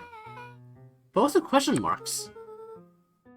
Goose Valentine has a question mark. Harris has a question mark that has been crossed out. Mr. Kerr has a bullseye. The killer has chosen her next victim! We don't know what any of this means. Whatever it means, it's probably not good. What is happening, dude? Yeah, this is quite the mystery. Yeah, this is like, actually, this does remind me of Sally Face quite a bit. Except, I don't know, I feel like Sally Face was a lot more sinister than this, but I don't know.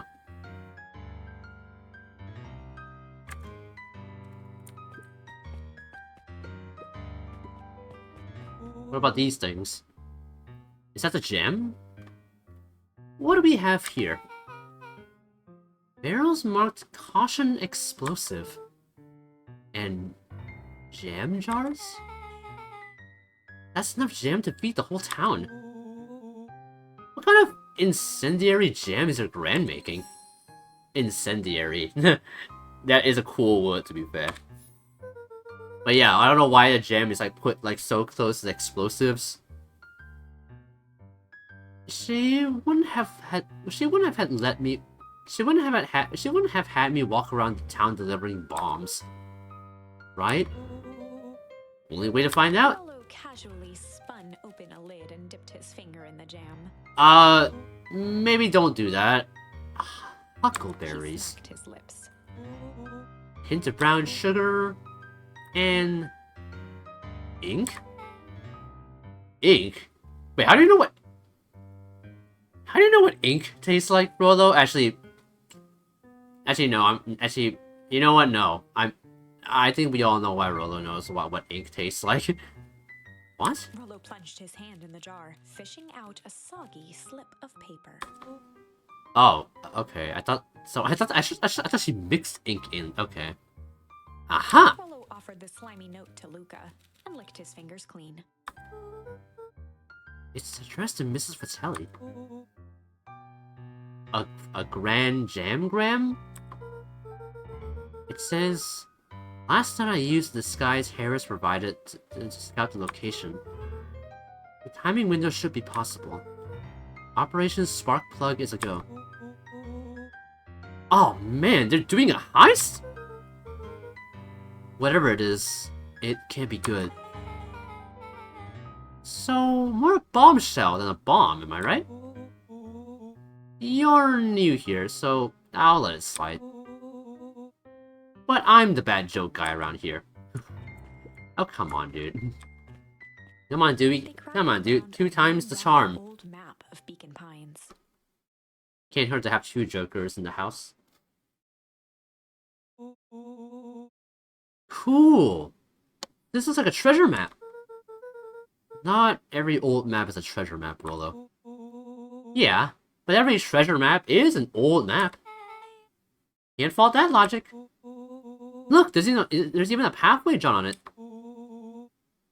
It starts at the entrance of the town. And if we follow it, Rollo carefully traced the path with his finger. it leads right to He jabbed down at the end point. Town Square? That's the fountain in the middle of town. What a weird place to hide treasure. Rollo, that doesn't look like treasure to me.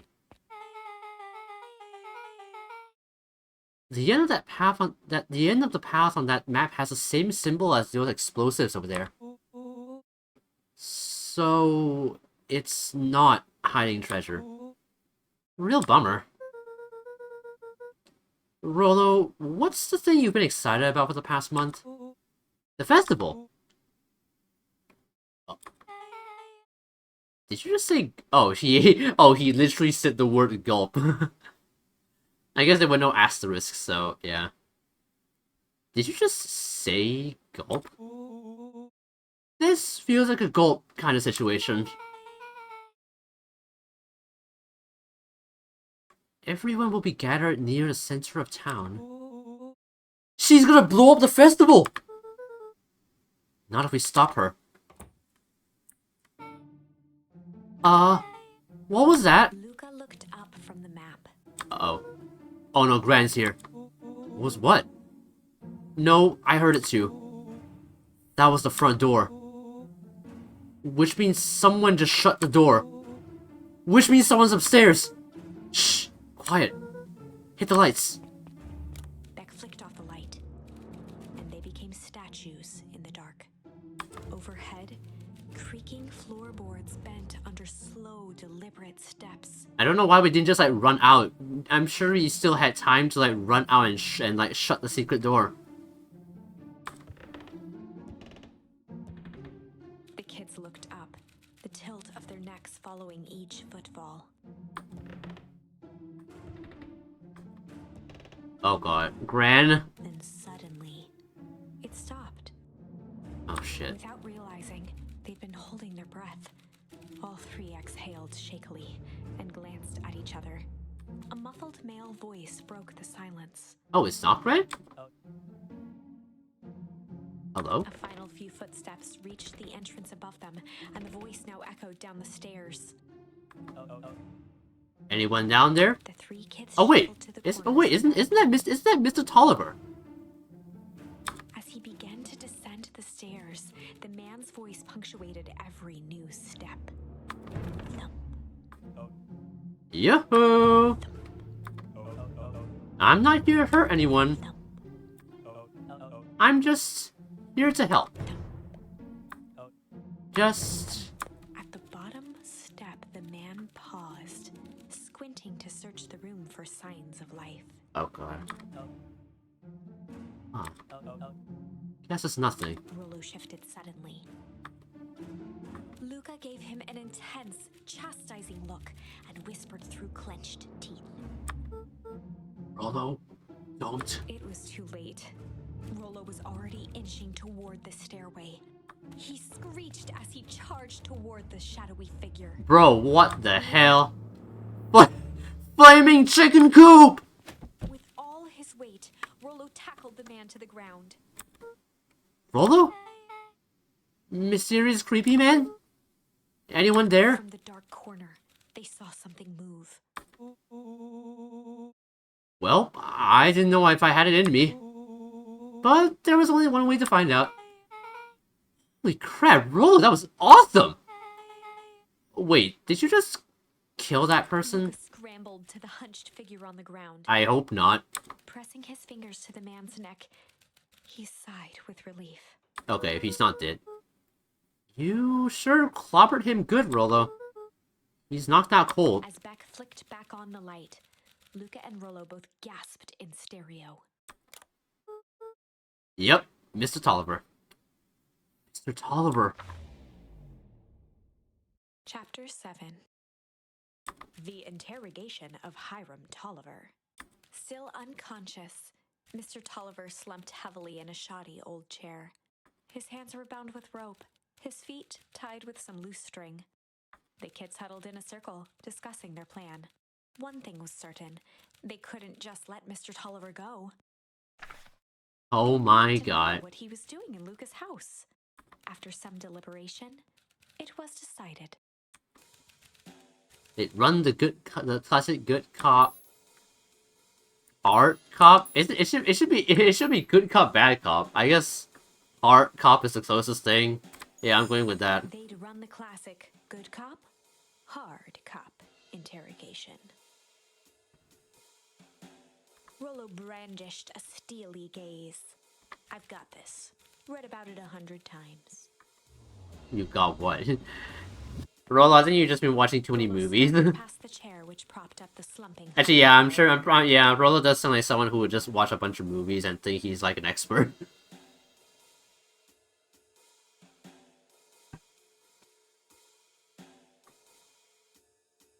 Without even looking at his captive, he began with a long, blustery drawl. Well, well, well. Mr. Tolliver. Mr. Tolliver remained motionless. I think he's still out cold, man. Rollo spun around to face him. He'd clearly expected to rouse Mr. Tolliver with his booming voice. Mr. Tolliver? Beck and Luca gave each other an unsure glance. Rollo slammed his fist on the table. I said, Mr. Tolliver! He grabbed the table lamp and beamed it onto the unconscious face. Oh, okay, he's awake now. Slowly lifted his head. What the heck? Out of all the things that woke him up was a fucking light, okay. He recoiled with a muddled, weary squint. What in the The world? chair wobbled as he attempted to straighten up.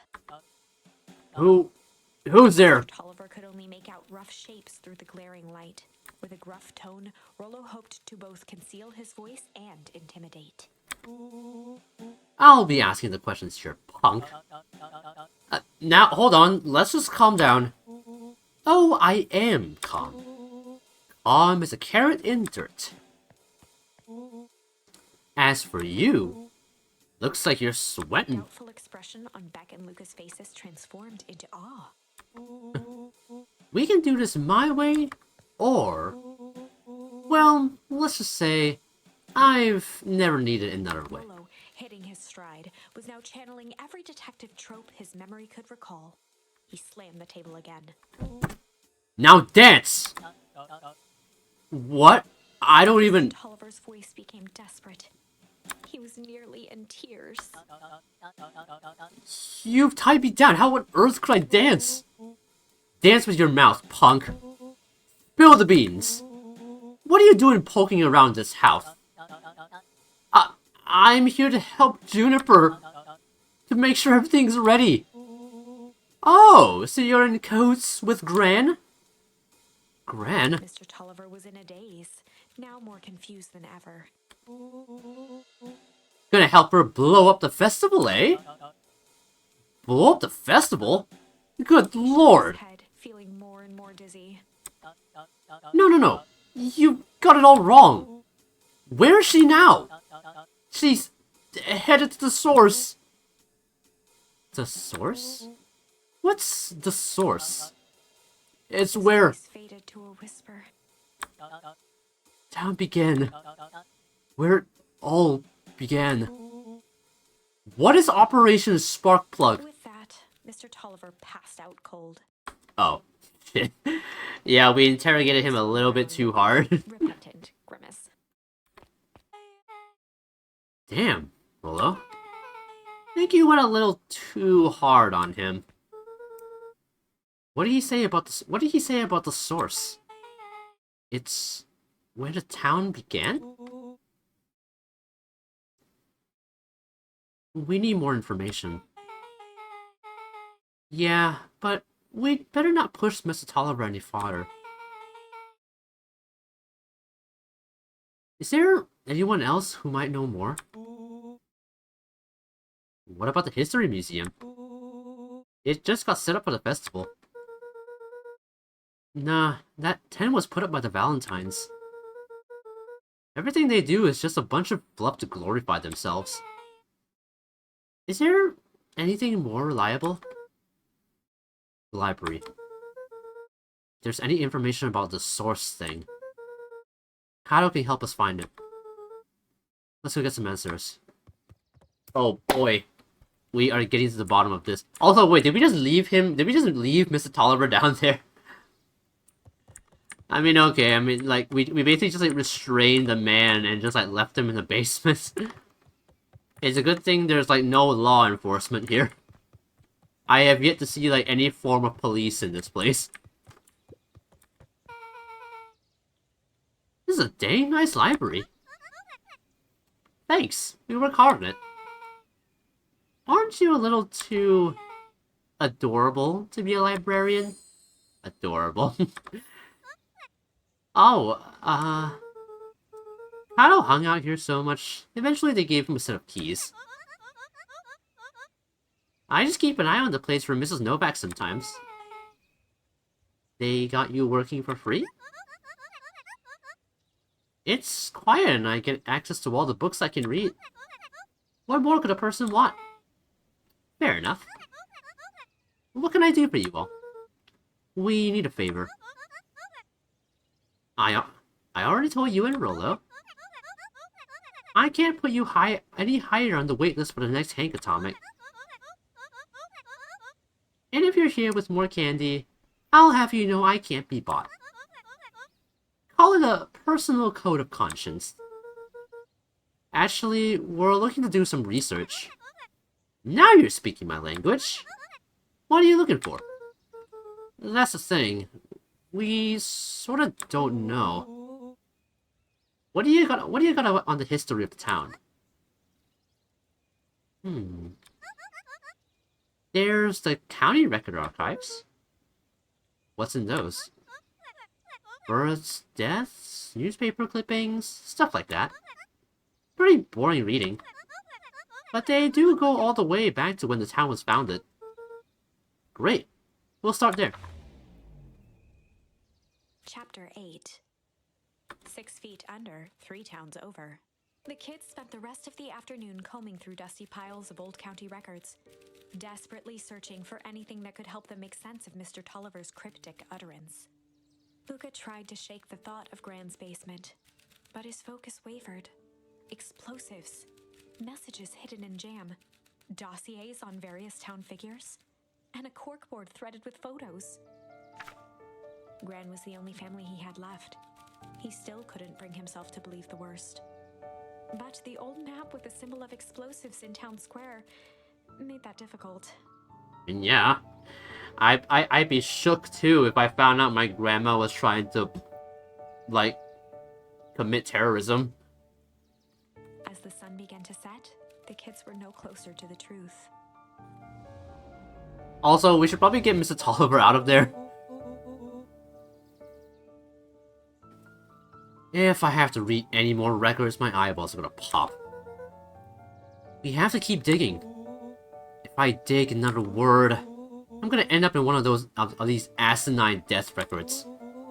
Rollo Carter lived a full and wonderful life, till he read so much boring crud that his brain oozed out of his ears. Rollo shut his book with an assertive nod. If you've got a better idea, spit it out. You sound like my sister. Keep pushing your luck, pal. And it won't be a boring county records that kill you. I'll put you in the obituaries myself. Rollo muttered under his breath. You're a county record. Really? Really? That's the best you've got? When I'm done with you, you'll be the footnote in history. Just like... Slammed her finger down on the open page before glancing down to read. J. Hartford here. I'd love to see you try. Hey. We're all a little tired here. Let's just take a minute and... Something tickled the back of Luca's mind. Wait, what was that name back? In the orbit? J. Hartford. From the Brookville Tribune, 8 years ago. That can't be right. What is it? J. Hartford. That's my grand's name. Juniper Hartford. Maybe there were two J. Hartfords? Mrs. Hartford is survived by her young daughter, E. Hartford. My mom's name is Eleanor. Okay, this is getting creepy. If your grand is 6 feet under, 3 towns over, then who am I living with? The question hung in the air.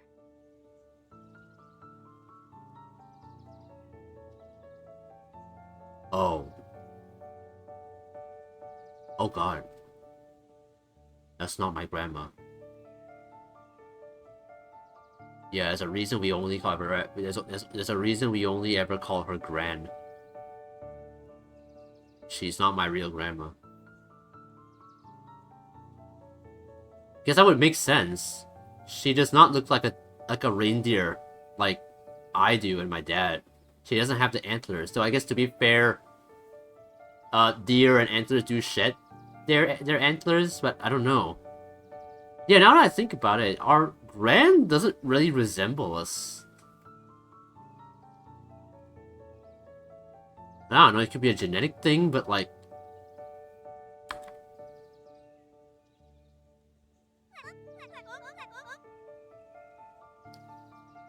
Alright gang, I gotta close up for tonight. Beck rubbed her eyes. How late is it? Almost 10. Oh crap! Pa's gonna kill me! I gotta go! Yeah, my parents will be worried sick. Okay, let's meet up as early as we can at the festival tomorrow. What are you gonna do about the unconscious man in your basement? I'll think of something.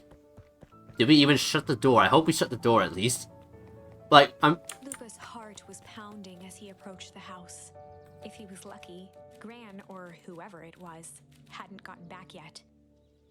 And of course, there was Mr. Tolliver tied up and unconscious in the basement. Dealing with him would be the first order of business. Luca shook out his arms to calm his nerves before entering.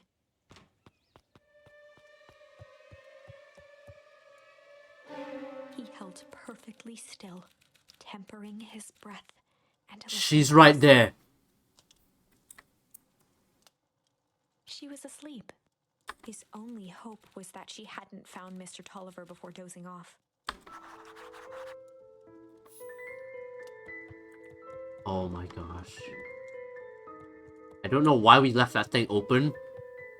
We really should have, like, closed that before we headed out.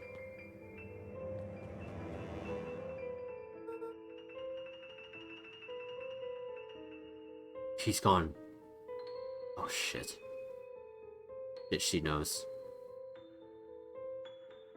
Oh no. Mr. Tolliver was nowhere to be seen. Maybe he woke up, escaped from his bindings, and left without a trace. Or maybe Gran knew everything. What do I do? Lucas' hungry stomach groaned. Not realizing it, he'd gone the entire day without eating. Okay, I can figure this out. Just need a little brain food. Luca rushed over to the pile of jam jars, unscrewed one, and shoveled a handful into his mouth. I guess. I guess that'll work. Anything works, even though I don't know if jam would really like cure my hunger. It's like not a lot. I'm afraid your jam delivery will be delayed. He flipped the lid to read the label. Mr. Nuncreed. Okay, now I can think. So, if Gran knows we tied up Mr. Oliver, I'm screwed. If she doesn't know, then I need to play it cool. I guess the only option is to go to bed and act as if nothing is wrong. Gran will think Mr. Tolliver finished what he was sent to do and left when he was done.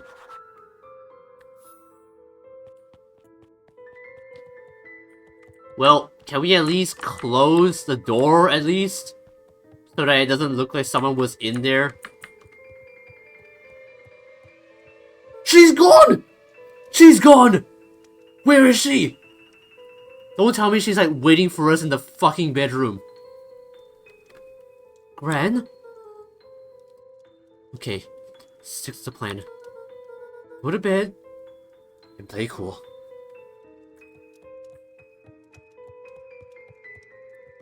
As Luca climbed the final stair, the emotion of the day dragged heavily on him. With each consecutive step, his legs weakened.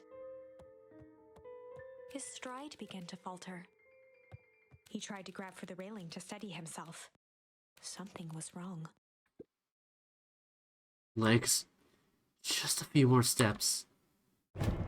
Luca groaned and tried to move. Oh, fuck. His limbs might as well have been bolted to the ground. Something was in that jam, right? Through numb lips, he mumbled just before falling asleep. Is that true? Oh shit. No. Oh no!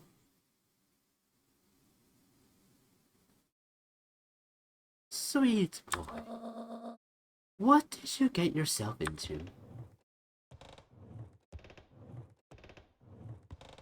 Oh no.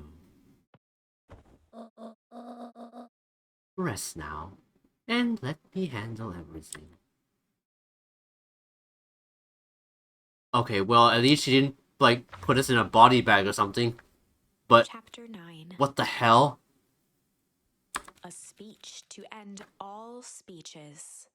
Luca awoke to find himself face down in bed.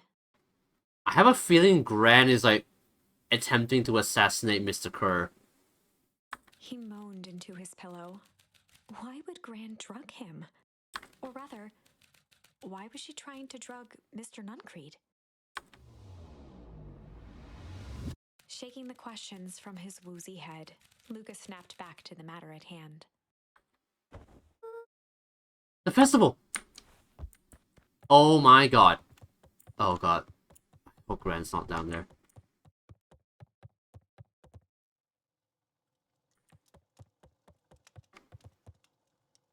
It's still open. Why has nobody closed that thing?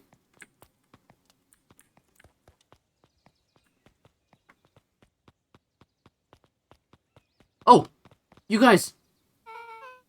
Where have you been? Gran put something in the jam. Yeah, we know. Secret messages for secret conspirators. Not this one. This one intended for Mr. Nuncrete. Put me to sleep. Whoa. Oh. My devil. I think she's trying to remove him from the equation. He might be in danger. Have you found anything? We looked around, but haven't seen anything odd.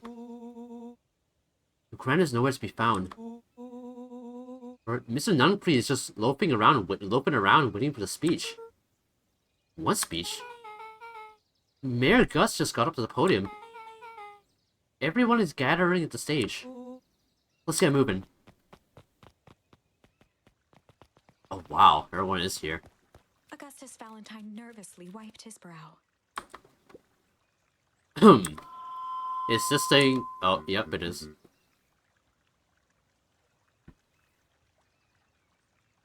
Hello, Beacon Pines. I'm Augustus Valentine, your mayor, and... I suppose you already know that. Oh yes, before we get started, I just wanted to take a moment to recognize someone who couldn't be here today. This town wouldn't be where it is today without my father, Sharper Valentine. So I thought we could begin with a round of applause benefiting such a great man. That is that is like that is like the most like sorry that is like the most like sorry sounding clapping I've ever heard. Even that's more than the old cocksure deserved. Cleared his throat and awkwardly loosened his tie. Right, where was I? Kerr bounded on the stage with the energy of a preacher at a big tent revival. Gus Valentine, everyone! He gave Gus a hearty slap on the back and motioned him off the stage. Let's hear it for our mayor! What a great turnout! Ah, heck, I didn't prepare anything. But I suppose I could say a few words. Would be ashamed to waste such a beautiful podium. Mr. Kerr pulled a thick stack of note cards out from his vest. Community, conviction, commitment. These are the things we celebrate at Perennial Harvest. For us, these are the pillars of the bridge to better tomorrow. But I think it's time to add a new pillar. Change. Change is a powerful thing. It's inexorable. I can't even read that word. It's inexorable, unavoidable, and undeniable. And I am dadgum thankful for it. Change is the reason we're all together today. It's hard for me to believe it was only 4 years ago when fate brought me here. A simple business trip, which brought me to a small town which would change my life forever. Mr. Kerr took a moment to survey the crowd. You know what? Wiped away a single tear. From the second I set foot in Beacon Pines, something about this place has held me captive. You see, change represents opportunity. It represents potential. It was change that helped me recognize the potential of this place. To see that the people of this town, despite suffering great loss, still held on to the things that made them special. He thumped the podium to emphasize each word. Community, conviction, commitment. Mr. Change. Kerr nodded confidently, biting his lip. The crowd was silent, in rapt attention. Fate made a perfect match that day. Nothing is more important to you all than community. And Perennial Harvest is a community first and foremost. Mr. Kerr methodically made eye contact with each section of the crowd. The only way you made it through the fall harvest was an unshakable conviction. A conviction that a better tomorrow was just over the horizon. Perennial Harvest was founded on the conviction that we are that horizon. This festival is a symbol of our commitment to each other. His voice began to build to a crescendo. We now walk hand in hand into a future we will shape together. And that is what change is all about. Grabbing the future by the scruff of the neck and making things happen. Change is a choice. I am tickled pink that we will all be making that choice together. How great is that? Just imagine what we can accomplish.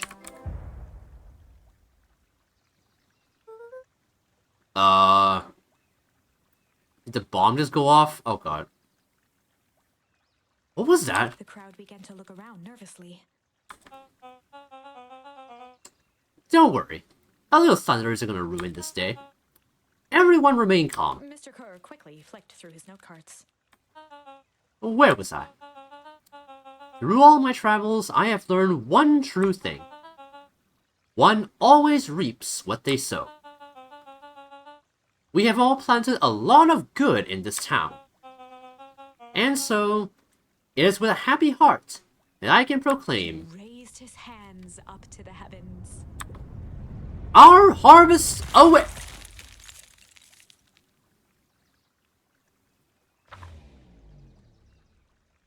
At that moment, a merciless wall of impossibly cold air ripped through the crowd, instantly freezing everyone and everything it touched. For a man like William Kerr, this was a fitting way for things to end. On a stage, with an entire town frozen in rapt attention for the rest of time. The end. There's that ice again! Whenever I think we're getting close, it comes along and ruins everything! Maybe we should just quit? Maybe you should just close the book, walk away, and never think of me again. No, I don't mean that. What is going on? Why does the big freeze keep happening? Does Gran have some kind of like universe world-ending thing in her basement? What is going on with that shit? Does she have like liquid nitrogen? Just like... Does she just have like a bunch of liquid nitrogen just piled up, ready to blast it all and end the world? Or at the very least end this town? What is happening? We got a little closer this time. We just need to try again. Please. Alright, let's see. Alright, we still have two options, chill and sly. Alright. Good cop, sly cop? They'd run I don't the know. classic good cop, sly cop interrogation. Luca and Rollo ducked behind a barrel, leaving Beck to her task. Oh, Beck is the one doing it now, okay. With a few crisp snaps, she roused Mr. Tolliver. Let's see how Beck deals with this. Whoa. What's going on here? You're that mood wheel girl. Please, call me Beck. Sorry about all Mr. this. Tolliver looked down and shifted a bit, testing his restraints. It seems there's been a mix-up. You see, I'm down here for the same reason you are. Juniper sent you here. Beck caught herself before letting the surprise manifest on her face. She'd already gotten him to reveal his relation to Gran. This was gonna be easy. You know how Juniper is with her precautions. Operation Sparkplug has us all on edge. I guess she thought you needed some backup. But she sent a child? What better way to avoid prying eyes? Who would suspect the kid? I suppose that makes sense. Mr. Tolliver wriggled a bit in his restraints. Oh, I am so sorry. Beck quickly removed the ropes. That had to be uncomfortable. A little, yeah. But you understand. We never know who to trust in this town. Mr. Tolliver rubbed the growing knot on his forehead. Very true. So, It turns out we're both here Anne to twirled her hand, as if to prompt Mr. Tolliver to finish her thought. destroy the Beck evidence. shook her head and clicked her tongue. Yep. The old gal is nothing if we're not thorough. Mr. Tolliver let out an amused huff in agreement. She sure is. Can't blame her, though. If anyone were to find out that we're gonna destroy the source, well, we both know how bad that might be. No one will know anything once I finish cleaning things up around here. Beck was on a roll now, playing Mr. Tolliver like a fiddle. You sure you can finish this up on your own? Juniper trusted me for a reason. You can leave the rest to me. Good. There is one more loose end I'll go work on. Loose end? Oh, that's nothing, really. The other day, I had the radio on scan while restocking the candy shelf. And wouldn't you know it, I intercepted an odd phrase in a perennial harvest transmission. Underground secrets. That's ominous. I think it might be a password, but Juniper dismissed it. Said it wasn't mission critical. What's the password for? We don't know. So, we have a password and nowhere to put it? It's gotta mean something, right? Good thinking. You should probably go work that out. I've got this under control. That's a relief. Between you and me, this basement gives me the willies. Heading for the stairs, Mr. Tolliver hesitated and turned to Beck with a puzzled look. She grinned and gave him a peppy wave. With a shrug, he continued up the stairs, whistling a jaunty tune. You guys catch that? Sure did. This whole time, Mr. Tolliver's had a candy shelf. But all he ever sells us is apples. Beck blinked slowly in disappointment. The password, Rolo. Well, sure, but once things are back to normal, I'll be having a word with Mr. Tolliver about that candy shelf. Fine. In the meantime, I've got an idea. She turned to the table and began tearing small scraps of paper. He said he heard a password on the radio. Any good spy transmission is never what it seems. Beck marked each scrap of paper and leaned back. We just need to find the hidden meaning. Okay. What's another word for underground? Under? Subterranean? Deep? Basement? I don't know. Buried? Covered? Would it be a cover-up? Maybe it's one of those each letter is a number thingies. So U would be 21. N would be 14. D would be... Ooh! It's an anagram! Nuncre's Drugstore. And Beck looked at Rolo with amazement. Holy shit, he deciphered that in seconds? Huh. Maybe I have underestimated you, Rolo. Maybe you are a genius. Never underestimate the silly kid. They might just be a genius. Holy shit. Rolo. That was incredible. Well, either that or Kren's new drugstore. Yeah, I think you were right the first time. How did you do that? What can I say? I love ciphers. Well, I guess we know where to go next. Oh boy, it's nighttime though. What the fuck? Does Gran know?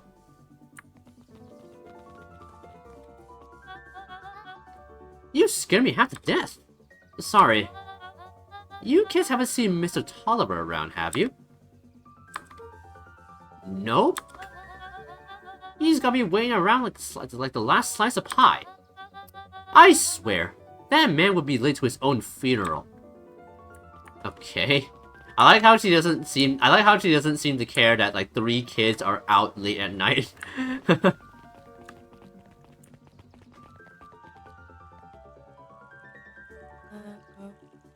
You're late, Augustus. Sorry, sister. Was caught up with work. Work? You? I had a few more details to lock down before the festival. Oh? What do you have to report? What is this insipid town festival really about? I think... Gus looked around nervously. I think Mr. Kerr really does just want to do something good for the town. He's actually a pretty nice guy. You should spend some time with him. I didn't pull strings installing you as mayor so that you could make friends. Your job is to help me figure out what Kerr and Perennial Harvest's true intentions are with this town. We have a responsibility. This is our father's town. Was. Excuse me? This was our father's town. He's gone, Harris. He isn't coming back. Father left us with nothing but problems. Mr. Kerr came here and offered to help us. We accepted that help. We didn't agree to them turning Father's warehouse into a toxic dumping ground. That is just a temporary arrangement. The globe can be seen from our damned backyard. They are dumping their nasty little secrets on us. When this all inevitably goes wrong, who do you think will be blamed? Eris's cry hung in the air. We have a new choice to make now, sister. This town is going to change, whether we like it or not. Are we going to choose to be part of that future, or be forgotten in the past? It's a shame. Father named you Augustus. But you will always just be a Gus. Good night, Harris. I'll see you at breakfast tomorrow.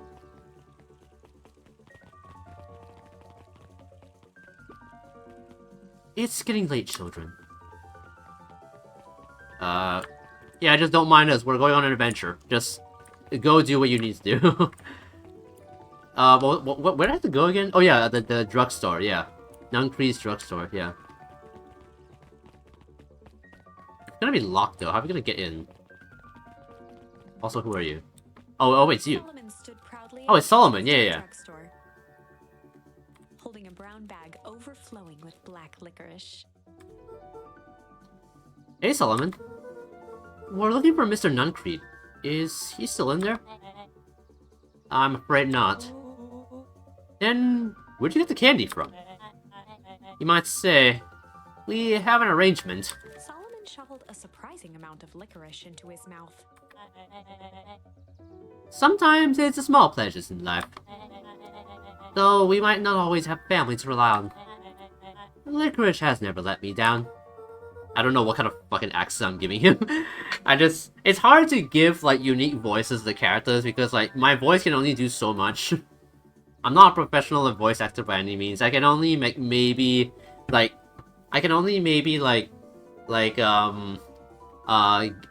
perform certain emotions, but I can't change the way my voice sounds.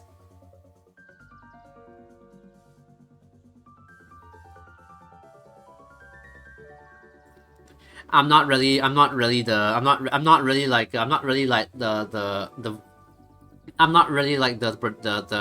guy behind Family Guy who voices like 7 different characters on his own. You're doing a great job though. I guess so, but thanks. Thanks you're liking the amateur VA. Well, I can't say licorice would be my first choice. But whatever floats your boat. You can tell a lot about a person by their choice of affection. Oh, yeah, I guess. I like sour gobs. I'm certain you do. I always wondered why Mr. Nuncreed kept licorice in stock. You must eat enough of it to make it worthwhile. There are many ways to earn loyalty. For some, it's easy as cold hard cash. mean, can't blame the dude. He does love his licorice, and I guess that's the only place he can get it. Well, he's right. It's locked. There's gotta be more clues. Okay, let's see.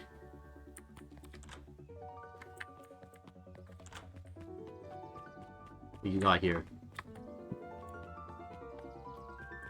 The phone booth? I feel like the phone booth might have something. Have you seen anyone actually use this thing? Besides Mr. Nuncrete, no. Beck cupped her hands on the glass to peek inside. That is not a normal phone booth. It's got like a blinky keypad. Why would there be a blinky keypad? Corinne's new rug store. I mean, underground secrets. The password. Flung open the door and they all squeezed in. Oh no. But wait, that's an elevator, isn't it? In one of the endings, Mr. Nuncrete sends me like falling into a tunnel. Oh no. Alright, let's see here. Luca cracked his knuckles and entered the letters into the keypad. Underground secrets. Sounds like that did something. Great. Now what? I guess we— Ah! The inside of the phone booth dropped loose from Yep, its I told you. Without even the space to panic, they closed their eyes, held their breath, and accepted their fate. Suddenly, the chaotic descent slowed to an effortless landing. It was unclear where they ended up, but at least it was solid ground. I don't know how we survived that, but I don't know. They've gotta have like some like weird like zero gravity technology to slow down our fall like that. Because that was not an elevator by any means, at least not a traditional one. I knew it! You knew there was a secret hub full of storage tubes under a phone booth? Of course I did. Didn't I say that? No. I definitely thought it.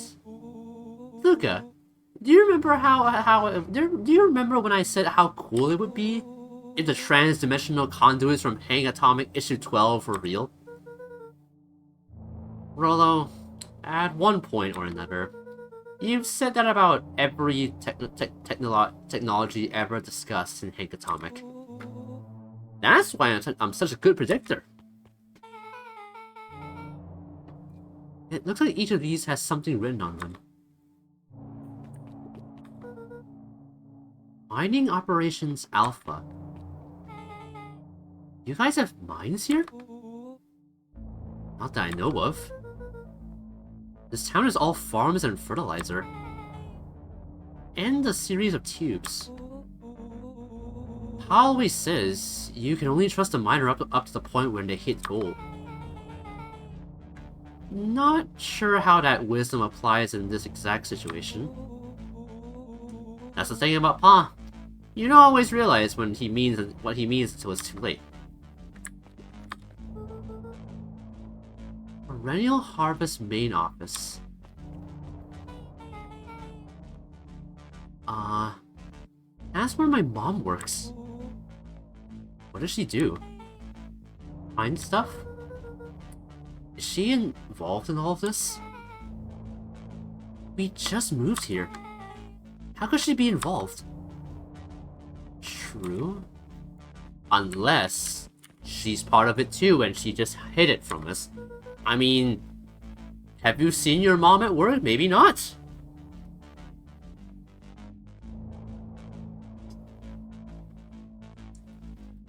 Valentine Fertilizer Warehouse.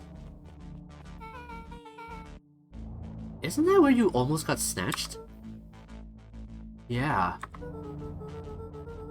Why would Perennial Harvest have a tube going to the old Valentine place? This is starting to feel like something big.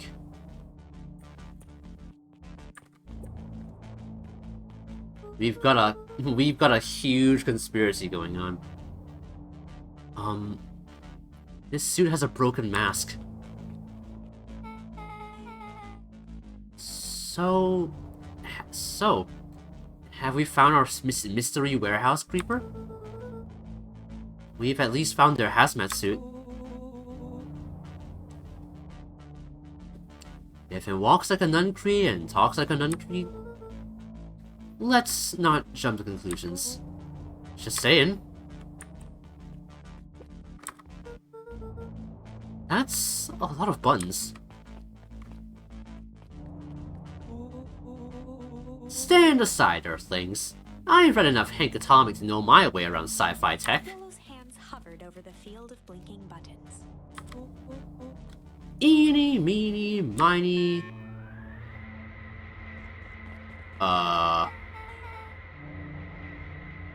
Rolo, what did you do? Nothing. I didn't even mow yet. What was that? Hide! Where? There's nothing but weird tubes down here. Just get back.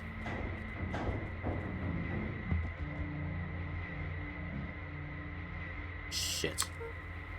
Shit. Shit. Awesome! What? You all need to come with me, now. We aren't going anywhere with you. Not until we get some answers. Mr. Underground Secrets.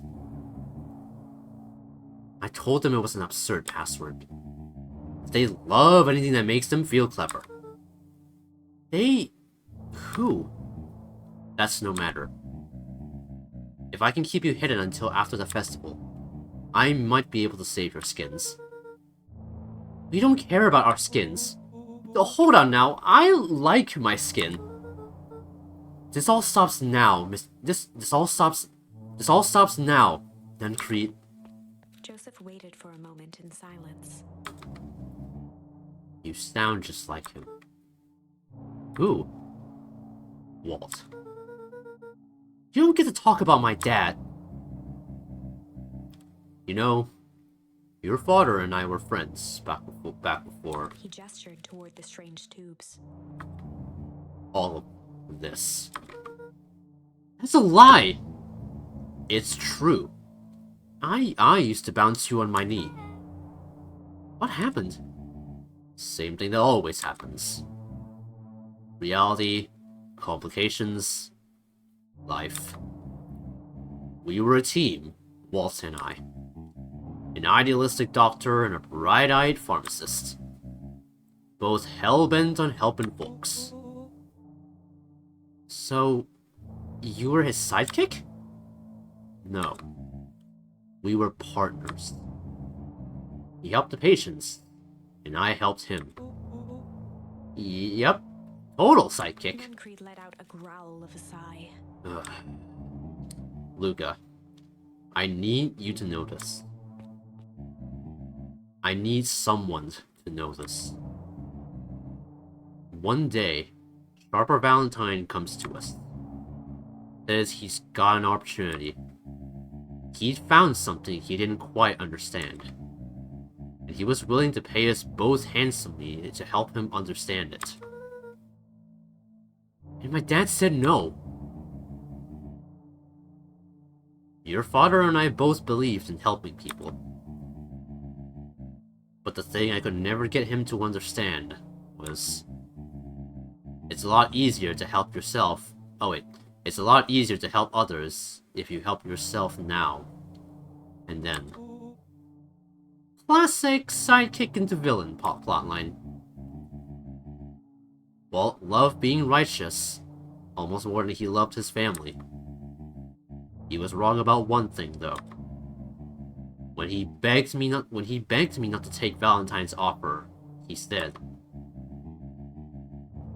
"Joseph, if a person says yes one more time to Sharper Valentine, you'll make sure they keep on saying yes to him until the day he's dead and gone." He shook his head wistfully.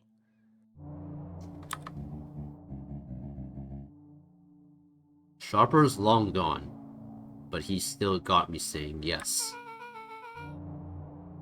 Is there a point to this sob story? Not really, no.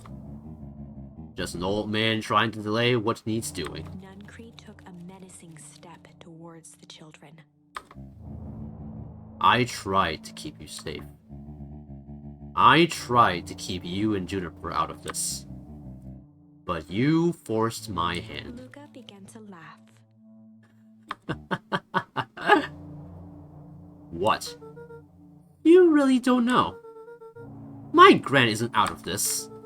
She's been scheming right under your nose. Juniper? Seems like she's planning on crashing the town party. She's going to disrupt the festival? Why would she? The color drained from Nuncreed's face. How does she know? Apparently she knows a lot of things. What? Let's just say this isn't the only underground lair we've busted in today. And honestly, hers is way cooler. She's got maps and explosives and bad intentions, big man. Nuncreed grabbed Luca by the shoulders. His eyes were frantic. You need to tell me what she's going to do right now. She doesn't understand what it is she's messing with. Tell me now. She's in danger, boy. I don't know. She had a map with a mark on the fountain in town square. The fountain? But why would... A jolt of realization struck Mr. Nuncreed. She knows about the source? What the heck is the source? If she tries to destroy the source, it could catalyze an... Dear God. She's going to freeze us all!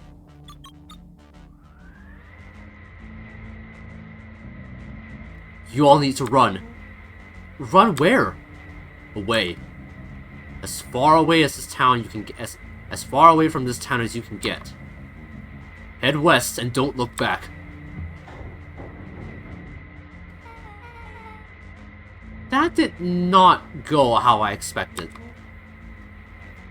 So... we're totally following him, right? Totally.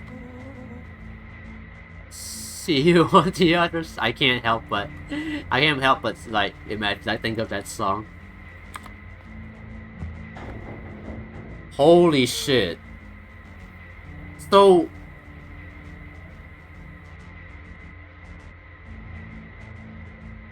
there's something we still don't know what the source is, but apparently it's beneath the fountain, and apparently if you destroy it, it just freezes everything over.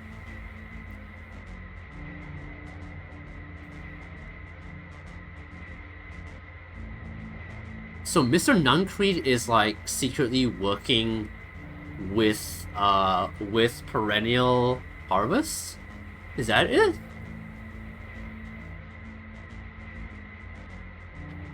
And I guess I guess he's trying to like somehow I don't know. I'm still like really confused as to like what is actually going on.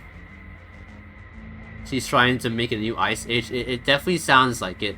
Though I don't think I don't think she's ending the world. I think she's more like trying to destroy the town or something.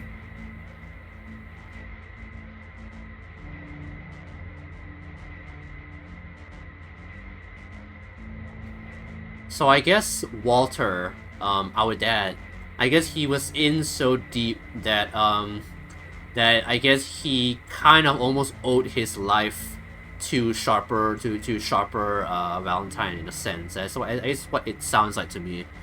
I don't know. I'm still like quite confused as to what is happening. Like there is quite the conspiracy going on.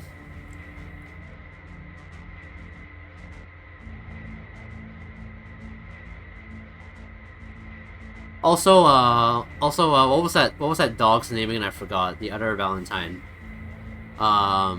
She was talking to the mayor about how Perennial Harvest was going to like was like doing something with like something with like the like a radioactive like thingy in like the warehouse.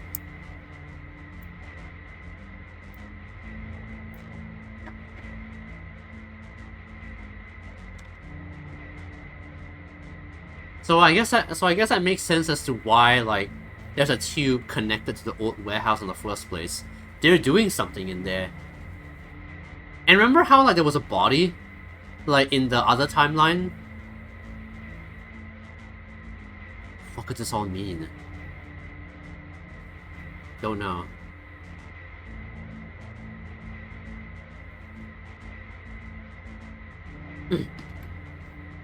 You good? Yep. I love this town. She is like way too excited about this. Chapter 8. The Cold, Hard Truth. Beck leapt up, allowing the suction to yank her into the dark. Harris? Oh yeah, Harris. Yeah. Yeah, she seems to not like she seems to not like perennial harvest too much. Because it sounds because I think because it sounds like she's trying to like, from what it sounds like, she's trying to kind of like regain the reputation of the Valentine family, because as we heard before, the foul harvest was blamed what the foul harvest was blamed on the Valentines, which caused the entire company to like fall off. And then perennial harvest came in trying to fix things. And I guess Harris is not happy with that, it sounds like. Dimness eclipsed around her like the shutter of a camera, as she seemed to cover great distance in mere moments. Her only points of reference were glints of upcoming turns, which approached with frightening speed, only to carom her gracefully along. She heard the tinny, distant echoes of Rollo's glee. Once she stopped fighting against it, the ride was impossibly smooth. Then, all of a sudden, as if minutes had passed in an instant, light blazed into view. A burst of wintry air snuffed across her face, and she was flung out into the cold. Oh god. Where are we?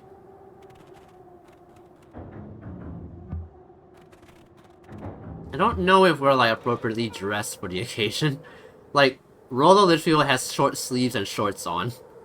At least me and at least Luca and Beck have like long sleeve shirts. That was intense. Yeah. I think I might have parted with some fluids there. I didn't need to know that, Rollo. Any idea where we are? Somewhere cold? Doesn't look like he got on any of us. Well, I don't think we're in Kansas anymore. Were we ever in Kansas? It didn't feel like we traveled that far. So, where did it all go? This place sucks. Why would anyone even want to blow something up out here? Only one way to find out, I suppose. We've got to catch up to Nuncrete. I think he went this way.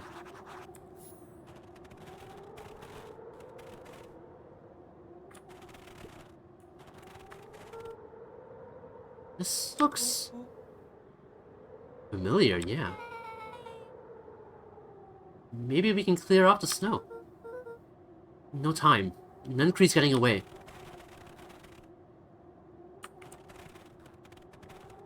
Wait.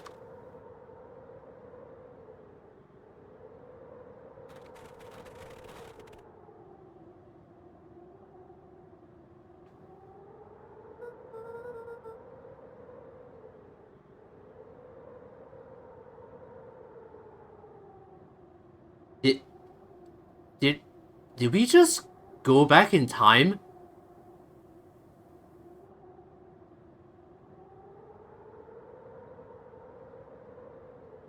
Or did we travel into the future?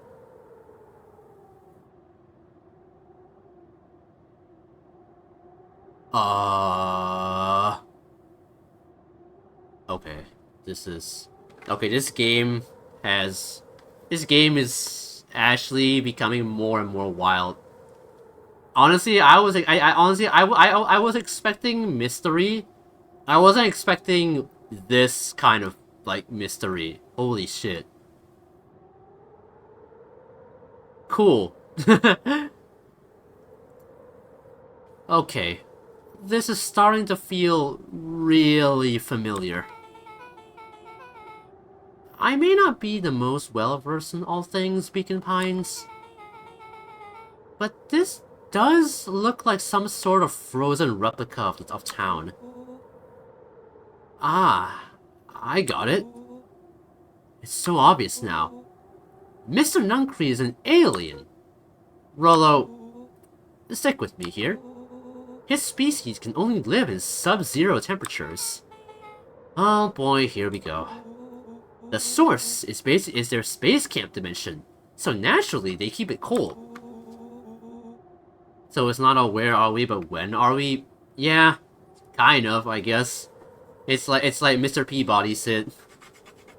Not where, Sherman, but when. We found it by traveling through those metallic wormholes back there. Their final objective?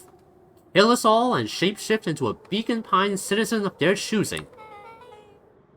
You never really had me. But you very much lost me there.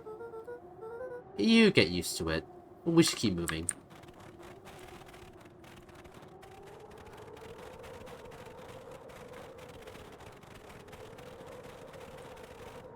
As they rounded the corner to the frozen town square, they spotted Mr. Nuncreed inching cautiously toward a pit at its center. He held his arms out gingerly, as if approaching a beast in the wild. What is happening? Upon closing the distance, Luca recognized what Nuncreed was after. Gran stood confidently at the edge, one arm outstretched over the abyss. Nearby, a wheelbarrow had been emptied out.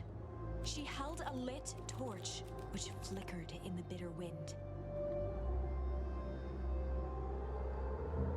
What? He's not wrong, that's how it is with goofball friends. Yeah, it really is. Juniper, I don't know what you think you're doing, but I assure you this is not going to solve anything. If you drop that, you've doomed this whole town. Oh, it wasn't me who doomed this town. I've been watching you, Joseph. I know what you've done. You and your co-conspirators. Gran? What's happening? Luca, you and your friends need to leave right this moment. Mr. Nuncreed turned back toward the kids, desperation in his eyes. Listen to your grandma, Luca. This is between you. This is between me and Juniper. Rollo and Beck held steadfast in awe. Luca approached closer. Mr. Nuncreed spun back toward Gran, his voice growing louder. You've got it all wrong, Juniper.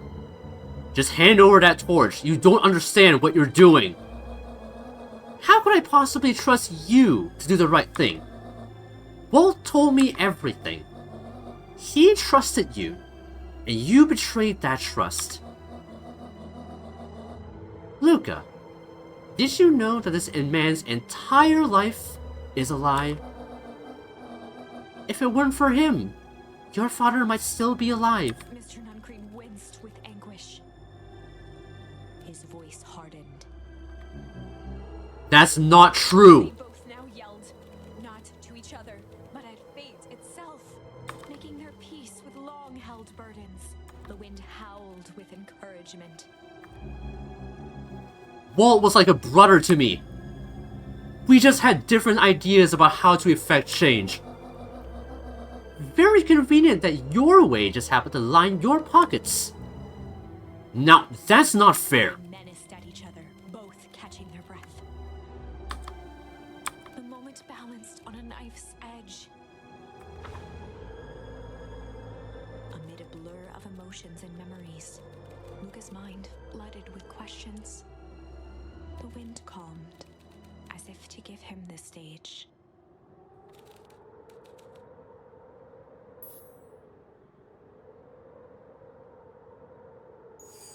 And in the stillness, he began to weep. It was all just too much. Falling to his knees, Luca whimpered softly. The tears crystallized as they hit the snow.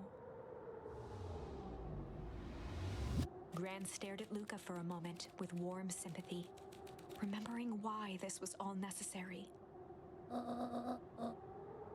This all makes sense soon, Luca. And everything can go back to normal. I She promise. stiffened up and brandished the torch at Mr. Nuncreed. You can't hide behind those people any longer, Joseph. Once their precious source is destroyed, we'll see where their loyalties fall. Juniper, don't. Ignoring his final plea, Gran flung the torch into the deep darkness. Oh, She no. smiled and exhaled in relief. Mr. Nuncreed moaned in resignation. The torch echoed as it ricocheted down the hole, punctuated with a thunderous thud. What just happened?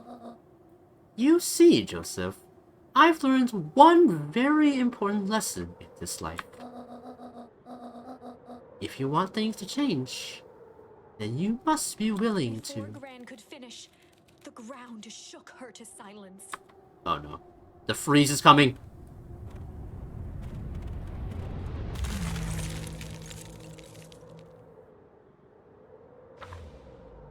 Yep. I Only had time to spin around and run to Luca. Her attempt to shield him, an honorable but trifling act. Yep, I knew that was gonna happen. Unflinching love, pitted against an unthinking horror. There was no contest. Her warm embrace froze in an instant. That is where they remain, fixed in place, forever. And so, our story ends on this melancholy scene. In a town brought low by its secrets, sits the frozen statues of a misguided band of meddlers. The end. Well, that was dire. On the bright side, we finally figured out where all the ice is coming from. Now, we just need to find a way to deal with a mystic, unfathomable force of nature.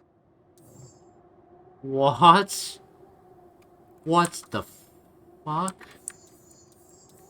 This got so much more intense than I thought. Okay, well, there's still a few branches that we haven't tried yet. There's still the chill cop thing, and then there's also this one where we can choose to flee instead of fight. Let's try doing this one first. It's a totally different timeline though. This is where Iggy gets like deformed from the chemicals. Luca drew himself up and decided to take the only option they had left. Flight. He squinted down the barrel of the mission control defense cannon, aiming it through an opening in the dense tree branches. What's he gonna do? Oh, I know, he's gonna zip line. He looked up with surprise as it struck true and taut. Wow, can't believe that worked. Hey, Mr. Kerr. We'd love to hear your thoughts, but I'm afraid we have places to be. Come on, Iggy. See ya, jerks.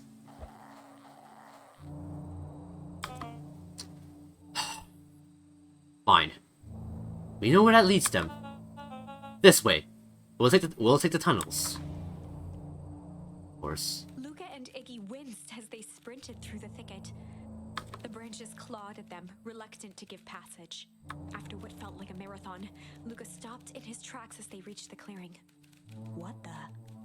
That was all he was able to say before Iggy slammed into his back. The boys tumbled down a steep decline and crashed with a wheezing thud on a surface as hard as ice. In fact, it was ice. Uh-oh. Chapter 5. Signs. They stood silently, catching their breath. Are they at that frozen town again? Like sapphire. With each breath, a plume of steam escaped from Luca's lungs. Let's keep moving. Luca pulled Iggy to his feet as they gazed. Yeah, we're back here. Oh my god, what? How did Luca manage to somehow accidentally find this place? That was actually pretty badass. Uh-huh. I think we lost him. Are we up at the mountains? I don't think so. If anything, we went downhill. Then, what's up with the Winter Wonderland? All I know is there's no going back the way we came. Let's see if we can get our bearings. Follow me. Way home? This is where my house would be, but it's gone. Oh god. What's the readout? It's in just above 258 Kelvin. That's down a bit from last time. Should we report this to Mr. Kerr? Nah, still within safe ranges. It may be spreading, but it's under control for now. Even a small nudge in the equilibrium could cause a cascade. Dude, relax. Just a few more sites to hit before we can punch out. Let's get this over with.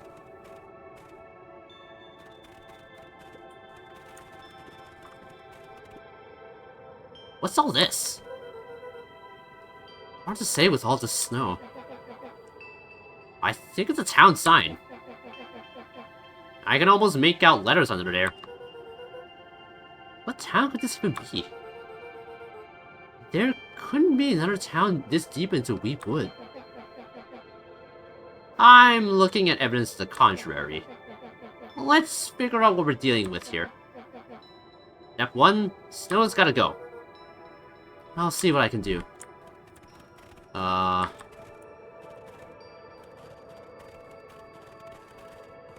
we, like, throw something at it or something? Oh, wait.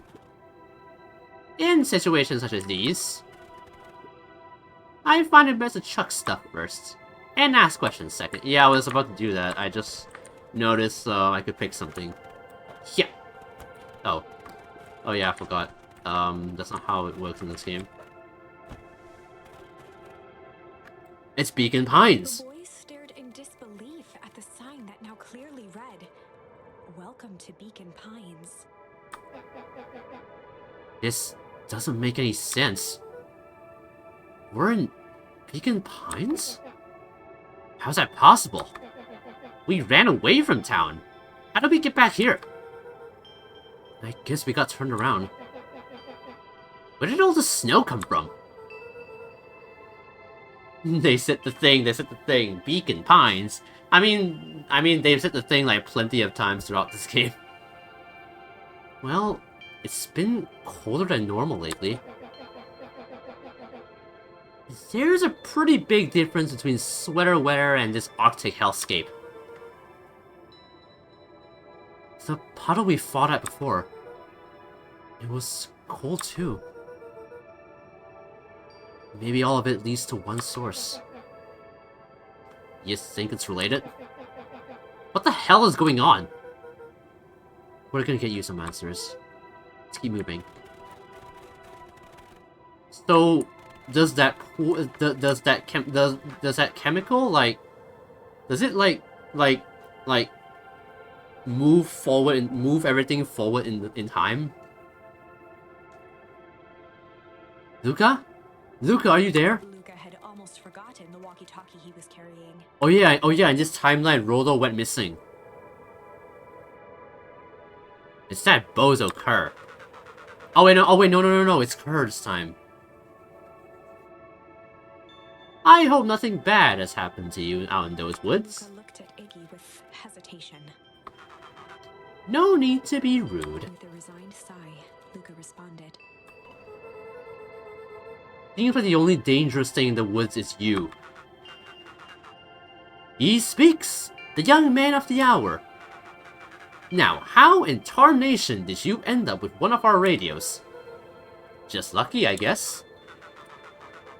Boy howdy, you Van Horns are full of surprises, aren't you?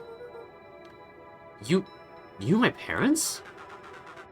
I've never had the honor of meeting your father, but your mom sure was a handful. Luca winced, shoving the walkie-talkie back into his pocket. No. We gotta keep moving. I knew they had something to do with my mom going missing. Of course they did. It's all frozen. Looking down at the frozen stream, Luca could faintly see a school of minnows encased in the ice. Whatever happened here, it happened fast. The fish didn't even have time to run. Or, you know, swim, run. The crunching of footsteps trailing Luca went hush. But see, it doesn't make sense that this would be a fuchsia, because that building does not resemble... That building does not resemble the perennial harvest building in the slightest. So maybe it is the past. Well, this is assuming that we even time travel at all. He looked back to see Iggy's face twisted with confusion. Everyone's gone. What? There's nothing here but more snow. There must be an explanation for all of this. We have to keep looking. You can look all you want. I quit. Iggy, we have to keep going. You don't get it, do you? This isn't one of your pathetic Hank Atomic stories. We aren't going to save the day. We aren't even going to save ourselves. My face is mangled. The town is destroyed. And everyone we've ever known is gone. We don't know that. You can't just quit. Do whatever you want. I'm done. Iggy, it's gonna be okay. Luca peered upward at the darkening sky. He let out a long, foggy breath. Faintly, Iggy began to cry. Seeing Iggy in such a pathetic state gave Luca a sense of compassion, and more than a little guilt. If nothing else, it's a cool future Anna think it up to those meddlers to fix it. Amazing use of names in puns, I guess.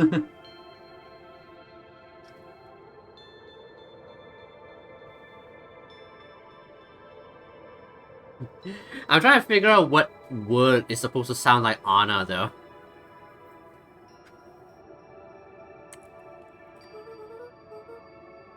It is getting pretty late, I think. Probably not a great idea to stumble around in the dark anyway. Luca allowed himself to collapse next to Iggy. Let's just rest for a bit. The boys huddled together for warmth. And Anna. That's quite the stretch though. You need to have like some kind of like Southern American accent to like make I sound like Anna. And I think it's up to those mailers fix it. That's so bad. That's a sort of bad accent. But yeah, I guess I can. But it's a country accent. Yeah, I guess so. It's a country accent.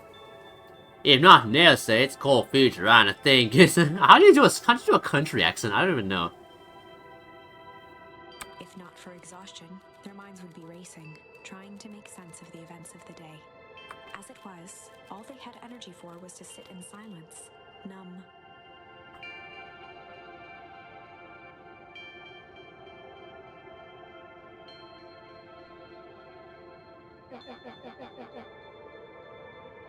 The way the snow covered everything over. It's kinda calming. Yeah. I haven't had the time to say it, but thanks. Huh? For getting us away from those creeps. I sort of froze up back there. Iggy, I should be the one apologizing. This all happened because I lost my temper. Nah, it's bull hockey. First of all, you didn't know what that gunk would do. You didn't. You didn't, right? Of course not.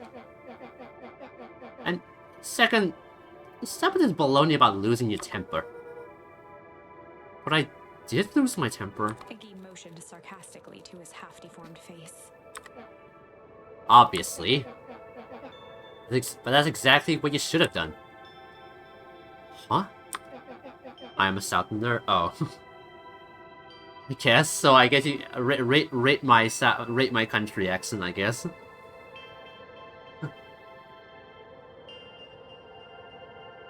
I was being a horse's ass. You're supposed to be a horse's ass in this response. That's how it works. But yeah, I don't know. I don't know. Yeah, I've only ever heard like Southern accents in like videos and stuff like that. So I'm just using the best of my knowledge. Iggy, I'm having a hard time following. He's saying you should stand up for yourself. That's what he's saying. You wanted me to fight you? Of course. Jeez, you goody-goody types take forever to understand this very basic point. Why would you go around saying cruel things trying to get into fights? Iggy shrugged. It's something to do. You're an asshole because you're bored? Sometimes I just feel empty. You wouldn't understand. You and Rolo are always having a blast together. Laughing and calling that dinky little treehouse mission control. He now wept openly. Perfect little Luca Van Horn. His perfect little life. My life is not perfect. Everybody in town likes you. Not everybody. Hell, that new girl hasn't even unpacked yet, and even she already likes you. You have Tish? He wiped his nose with a sleeve. I love Tish. Tish is great. But she ain't exactly the world's greatest conversationalist, you know? Luca gave a warm chuckle. I get that impression. Iggy cleared his throat as he wiped his eyes. Must be raining out here. Definitely. He arched into a wide yawn. We should probably try to get some sleep. Yeah. Let's lay low for now. Tomorrow, we will get to the bottom of all this. Luca's eyelids began to slowly drift shut. Luca? Yeah? I always did want to see the inside of your dinky little treehouse. What do you think? Not bad. I'll give you the full tour when we get back. You know what? That's all Luca could whisper before succumbing to sleep. Iggy snuggled in some more. When it comes to the worst days of my entire life, this one wasn't half bad. Sweet. The house smelled of warm bread. I guess this is where Iggy kind of opens up. So he was just being a dick because he needed to fill like the void in his heart because he didn't have any, he just felt empty. Not an excuse, of course, but it's better than just doing it because why not? So it's good that Iggy eventually owned up to his mistakes, at least in this timeline.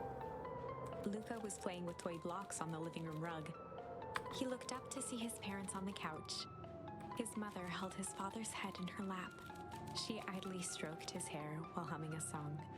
A voice behind Luca spoke. "This is how you remember them, huh?"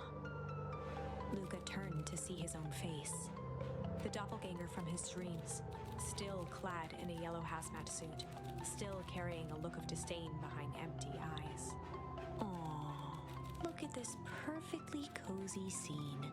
You know it wasn't really like this. The figure picked up a toy block and inspected it. It's amazing the facades that one can build given the right materials. Not that I blame us.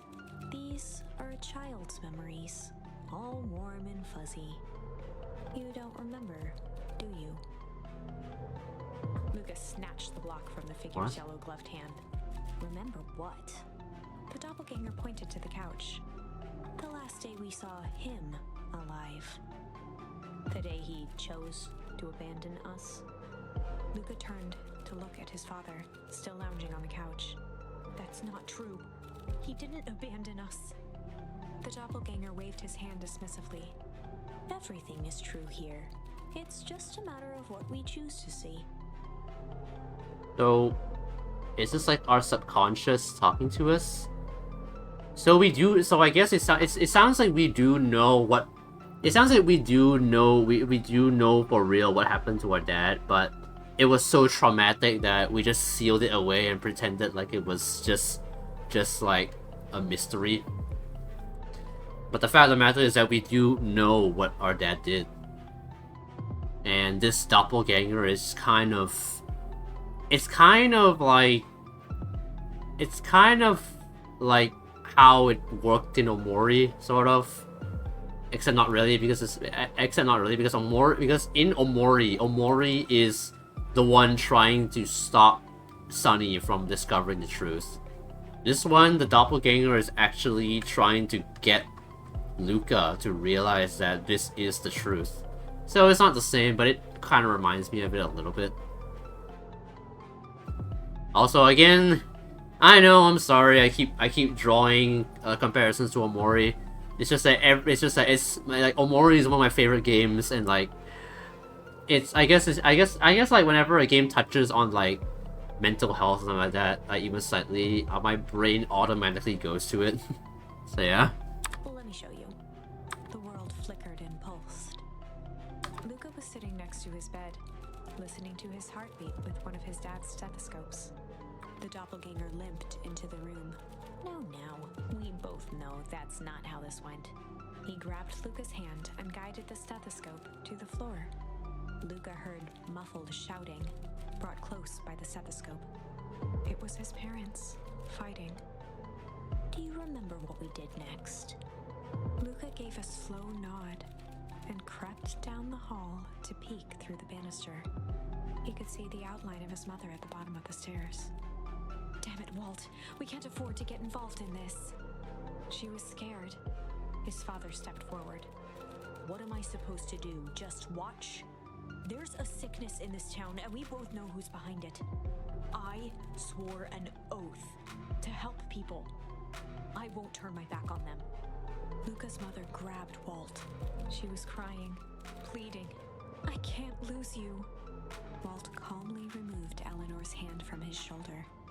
What's right is right, and what's wrong is wrong. I could never live with myself if I let Sharper get away with this. Eleanor raised her voice. Spare me your bullshit platitudes. What about our son? Luca flinched, dropping the stethoscope down the stairs. Walt turned with a panicked smile. Luca, is that you, buddy? With tears in his eyes, Luca descended the stairs. Mom? Dad? What's going on? The music in this game is really nice. It is. It's kind of like strange that this very chipper sounding music is like playing during like a flashback of something very traumatic though. But Walt dropped to a knee to meet Luca eye to eye. Nothing, buckaroo. Your mom and I just got a little overexcited is all. Luca placed the stethoscope against his father's chest. His heart was racing. It sounded like you were going somewhere? Walt gently removed the device from Luca's ears. Listen to me, Luca. I have some business to take care of. I'll be back in time to tuck you in. Luca hugged his father tightly. Promise? Walt stood up and walked to the door. He glanced over his shoulder. I promise. With a wink and a grin, he put on his hat and strode out into the evening sun.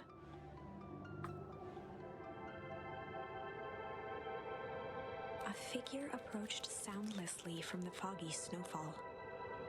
It stood above them, lingering in contemplation. Huh? Slowly raising one hand above Iggy, it snapped out 2 brisk raps on his head. From a deep slumber, Iggy sprang up defensively. Get your hands on me! Whether it was the calming presence or the recognition that he was not Who is this? I don't think we've seen this character before, have we? Iggy felt his clenched fists lower. Just, what do you think you're doing? Luca looked up, gradually remembering his whereabouts. The figure exhaled a cloud of warm vapor.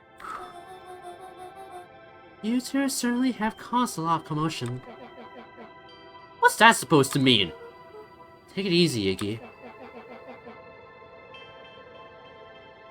We were asleep, minding our own business. You're the one running around knocking on people's heads. I'm sorry if I hurt you, Iggy. You didn't hurt nobody. Anybody. Huh? Oh. I see. You think you're better than me. You... When it came to complete strangers, Iggy had trouble cobbling together an insult. You big-hatted, scarfy-necked furball. Mm-hmm. Okay, let's lower the temperature a bit here.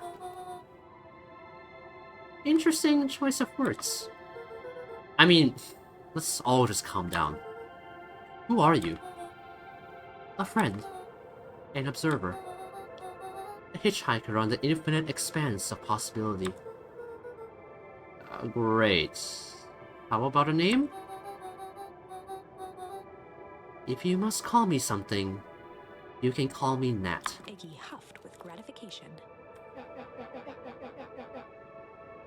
How about you make like a gnat and buzz off? Very well. Nat began to turn away indifferently. Wait! Do you live here? You might say that. So, you know where we are? You might also say that. Look, pal, we just want to find a safe way out of here. You gonna help us or not? Before knowing how to leave, one must know where they are. Alright, that does it. Luca, I don't know about you, but I'm getting out of here, one way or another. Iggy turned sharply and began to stomp off. Enough with the riddles. Iggy, wait up. Realizing he'd worn their patience thin, Nat relented. Very well. I suppose this isn't the time for metaphors. I'll show you how to get back home. Luca and Iggy turned around with hope in their eyes. Come here. Nat took a deep breath in. Close your eyes. Nat exhaled slowly, then snapped his fingers. Okay. Open them. For a brief moment, Luca and Iggy let themselves believe that some great magic was about to unfold. Until they opened their eyes and found themselves in the exact same place. Oh. Cold and disheartened. This is your home. This is Beacon Pines. Look, Nat, we don't know how we got here. Maybe we stumbled through some time travel gate in Weep Wood. Or we teleported to some alternate universe. Or this is all some cruel experiment by Kerr and his goons. But this is not our home. You're inching closer to the truth. Alas, the reality is much less fanciful. Just give it to us straight. So be it. As I said, this is Beacon Pines. The original, true Beacon Pines.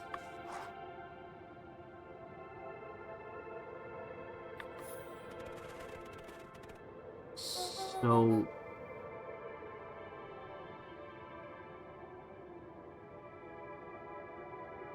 What's been going on? You both grew up here. But the town you've called home for the past several years is a replica. A remarkable achievement of engineering, to be fair. But a replica, nonetheless. That's impossible! It's too much work! You need a whole town to replicate a whole town! Indeed, to pull off such a feat would require immense labor power. That which could be moved would be moved. That which could not would not require a precise duplicate. We would have noticed. Someone would have noticed. You'd think so. Unless the auditing was impeccable. A mind-numbing attention to detail. As for the innumerable trivialities which complete the tapestry, well, you can leave that to the miraculous thing we call a brain. It has a real aversion to discontinuity. A revulsion, even. The brain has a wonderful way of smoothing out the rough edges, keeping us sane.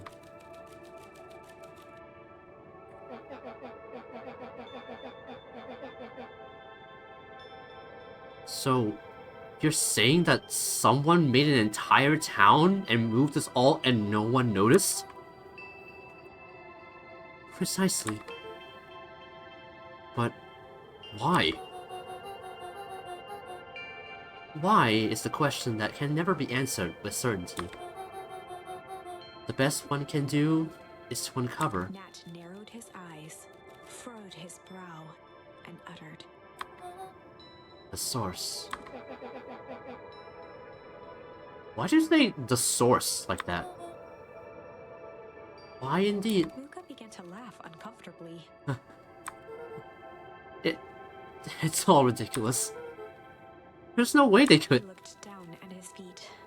His eyes started back and forth in contemplation. With a sudden pain, a thought struck him. It really is home. He sprinted off into the pale distance. As Iggy turned to follow, Nat called out, Iggy! It's not too late to turn back. Simply head west through Weep Wood.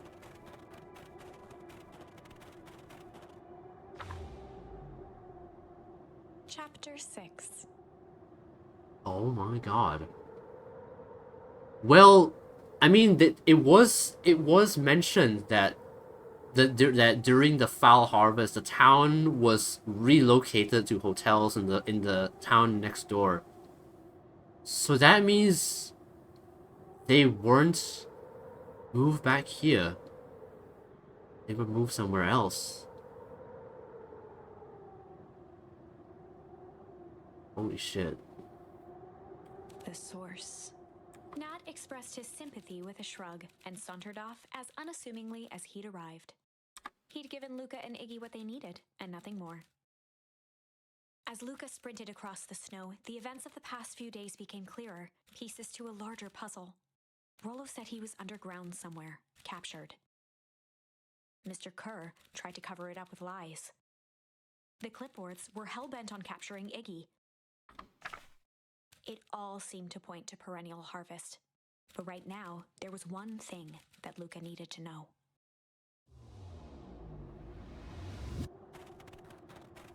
Luca stopped dead in his tracks. That's where the tree. That's where the tree was. That's where my. That's where his dad's gravestone was. Is this the true? This must be the actual gravestone. This is where his dad is truly buried. The tree was gone, uprooted and moved, leaving a raw gash in the earth. He dropped to his knees and dug wildly at the cold snow. His numb hands hit something hard. A headstone. A A dry whisper escaped Luca's lips. Here. All this time, I thought I was visiting you. But you've been here, alone, in the snow. Dad, I'm so sorry. They ruined your favorite spot in the world. Our favorite spot in the world. Dad, what do I do? There was no reply, just snow-covered silence. Why'd you give me the slip like that? What if I couldn't find you, you jerk? Iggy finally noticed the tears welling in Luca's eyes and the snow-covered grave. Oh. Iggy. They stole his tree, Iggy! Yikes. Suddenly, they heard the crunch of approaching footsteps in the snow. Uh-oh. We gotta hide! Oh my god, just in time. 259k. Follow-up distance still good. Dude, you hear me? I said 259. Sorry. You ever think about what we did here? We saved a whole town of people. Doesn't feel like it sometimes. What about everything we left behind? That's the grave of someone with a family. The people who love them will never know the truth. Truth is overrated. He bent down to scoop up a snowball and lobbed it playfully. Hey! Don't be such a downer, dude.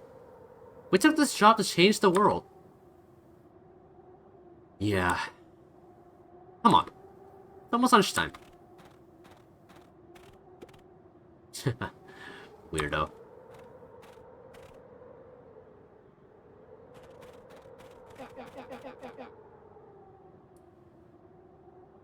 Dang. The one time this guy's humanity showed through. Here I thought I was a jerk.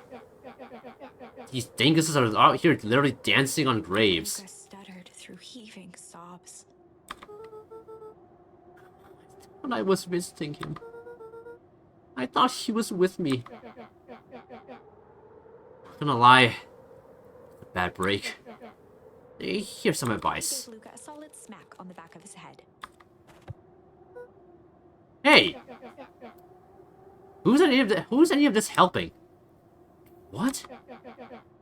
Sitting here in the snow, crying like some pushover. Who are you helping? Iggy, look what they did! They lied to everyone!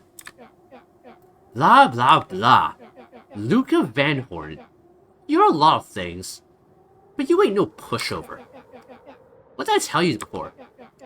When some jerk comes at you acting like a horse's ass, I should stand up for myself.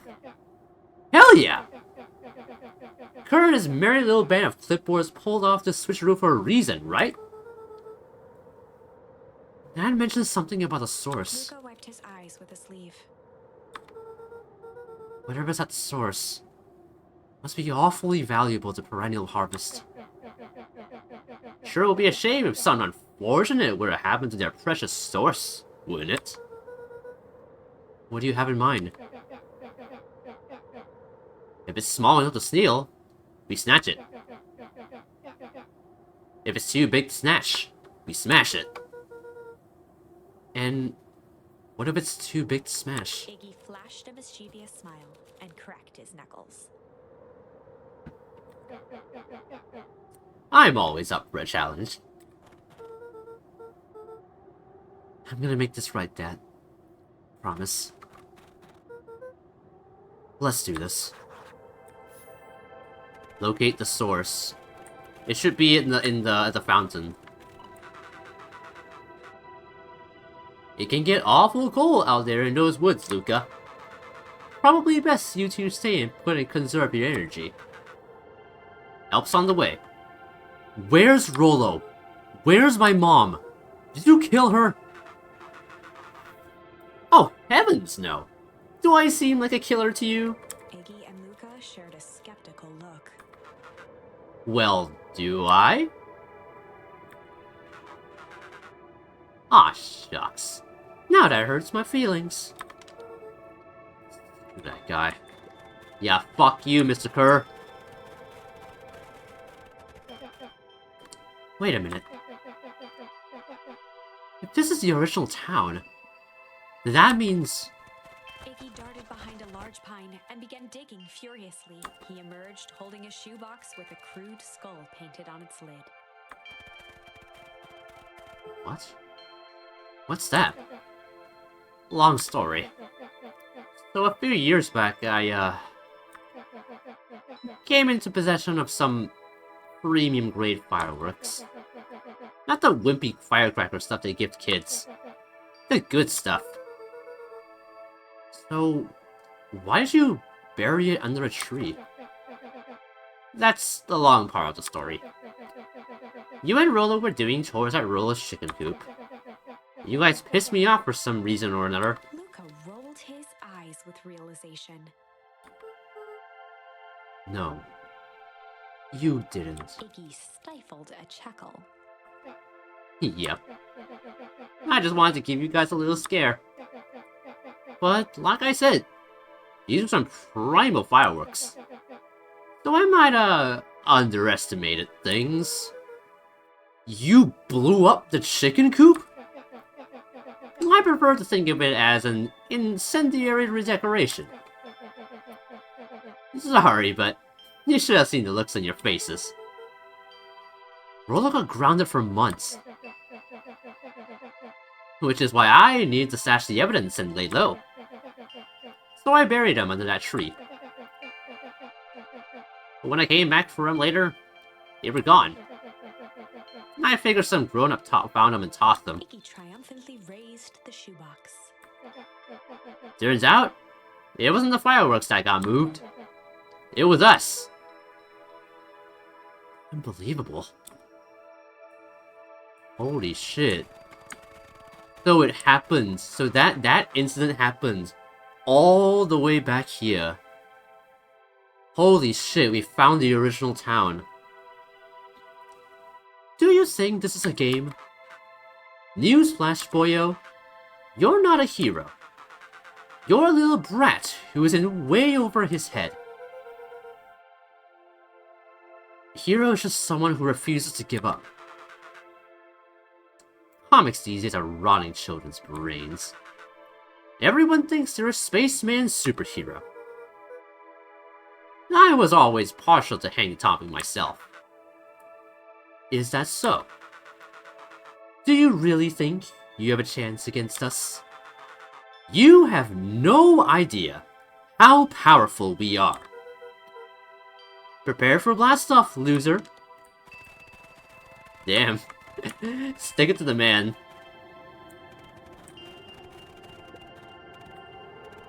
Well, this is it. Luca and Iggy inched up to the edge of the hole with bewilderment in their eyes. I still don't know, like, what the heck they need this for, though. Like, what do they need this source for? Doesn't make any sense.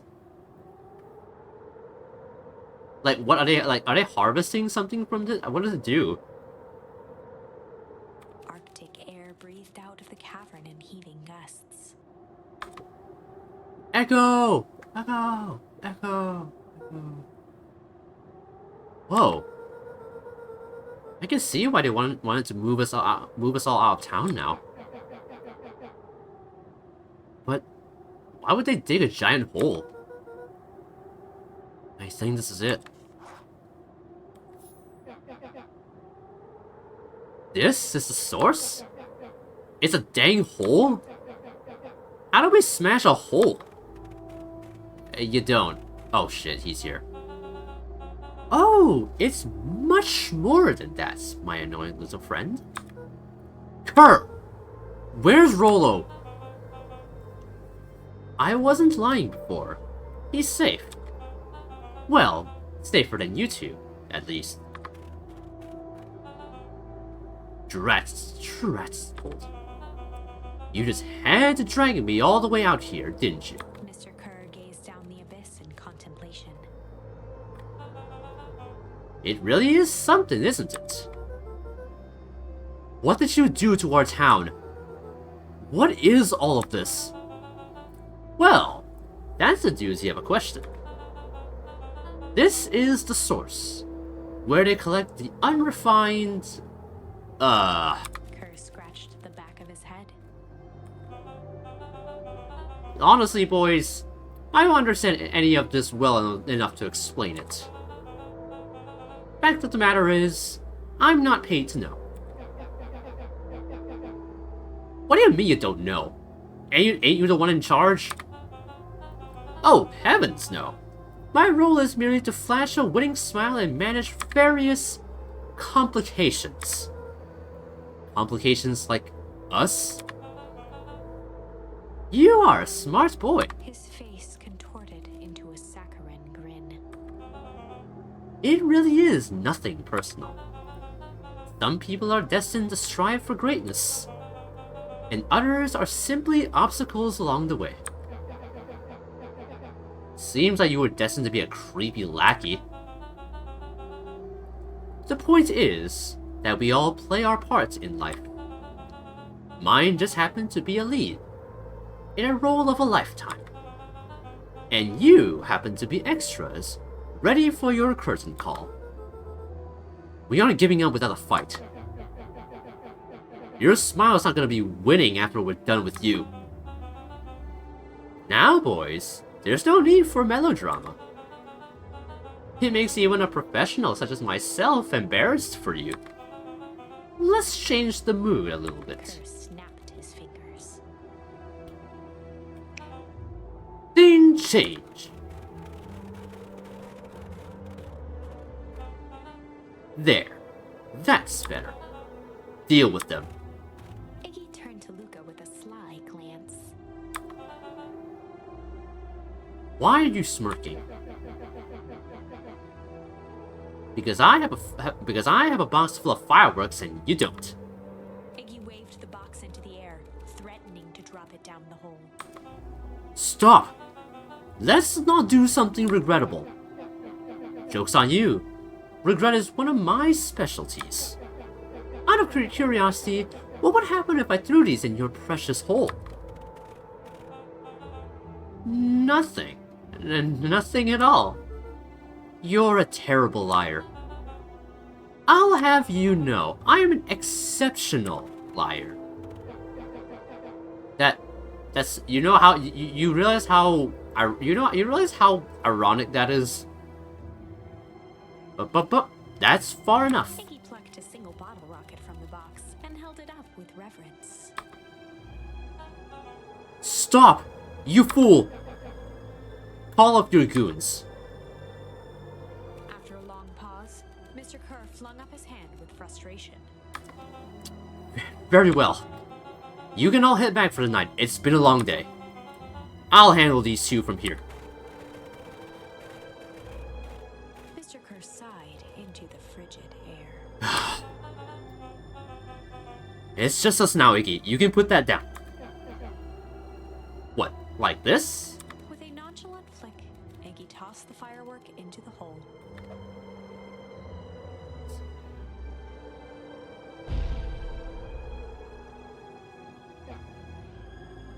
Oh! Whoa. With a growl, Kerr leapt at Iggy, crashing through Luca. You... Iggy tried Oh! to twist away, but in the struggle they both tumbled over the side. Luca dove forward, bracing Iggy's hand just before it slipped. His grip was made precarious by the cold, wet snow. He could see Kerr further down, clinging to Iggy's coat. You reckless child! What have you done? Luca, listen to me. Hold on tight and use the walkie-talkie to call them back. How, what channel do I use? It doesn't make a damn difference, they're always listening. If you do that, the clipboards will just haul us up and snag us both. The only way you get out of this is to Kerr's out of the picture. Just let go and save yourself. If he lets go, we both die. I don't want to die. Seeing the look on your face almost makes it worth it. Mr. Kerr, you've had a long life. Why don't you actually do something selfless and just let go? Mr. Kerr gasped with insult. Long life? I'll have you know, I can still play 25. You should have heard me sing the part of Phyllis Young. Wild look in his eye, Mr. Kerr began to hum a proud melody. Rum, rum, rum, rum. I'm not singing that shit. Wow. You believe this guy? Luca's hand began to cramp. His voice began to crack. How is Luca holding up for this long? Like, this kid, like, he's, like... Let me just remind you guys, this kid is like 12. He is holding on to another child and a full-grown adult. How is he doing that?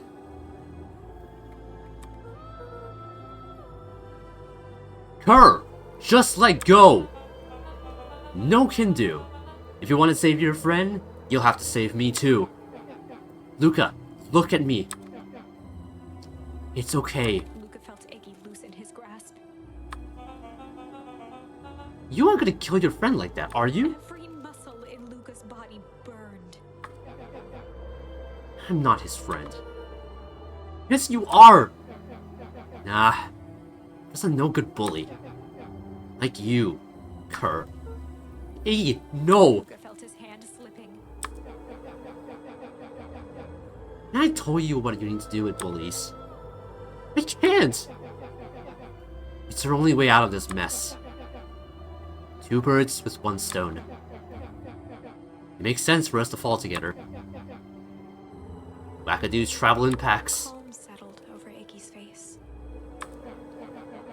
Luca, let me do this. Iggy's voice was colder than the bitter air billowing from the chasm. Let me do the right thing. For once.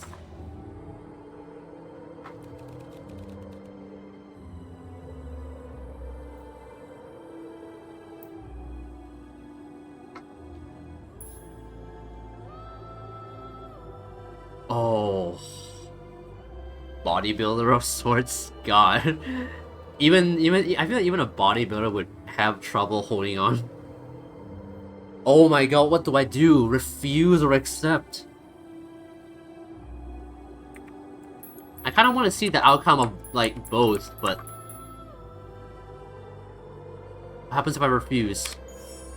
Luca had no choice but to refuse Iggy's request. I'll go back later and see what accept will do. His pocket. A wild delight crept onto Mr. Kerr's face. That's a good lad. Now, radio for help.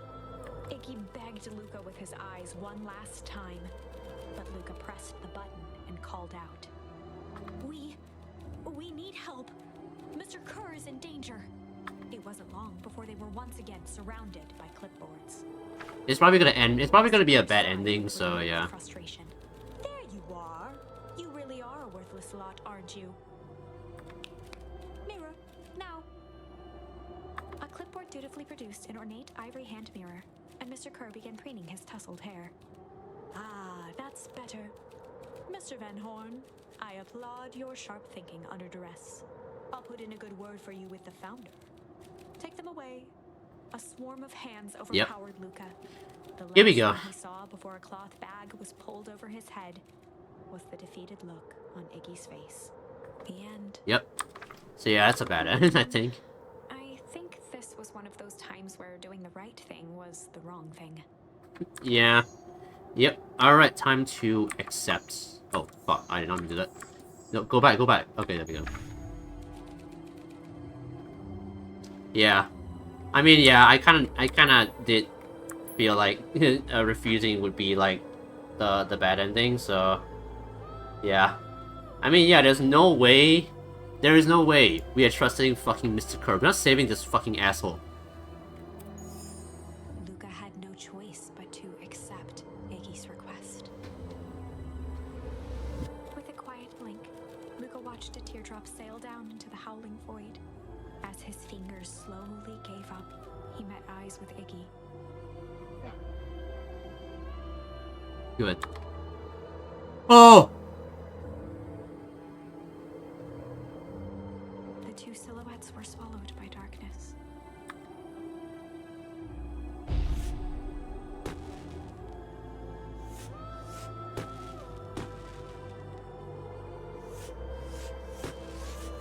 How is that happening?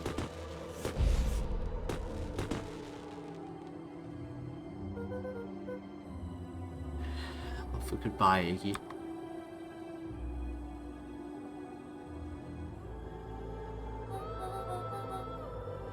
Luca, you should really step back. What? Quickly.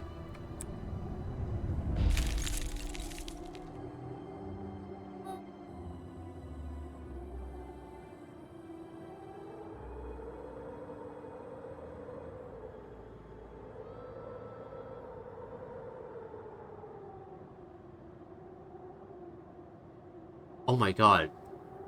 You know, I was expecting the flash freeze to happen again, but not like that. That's different.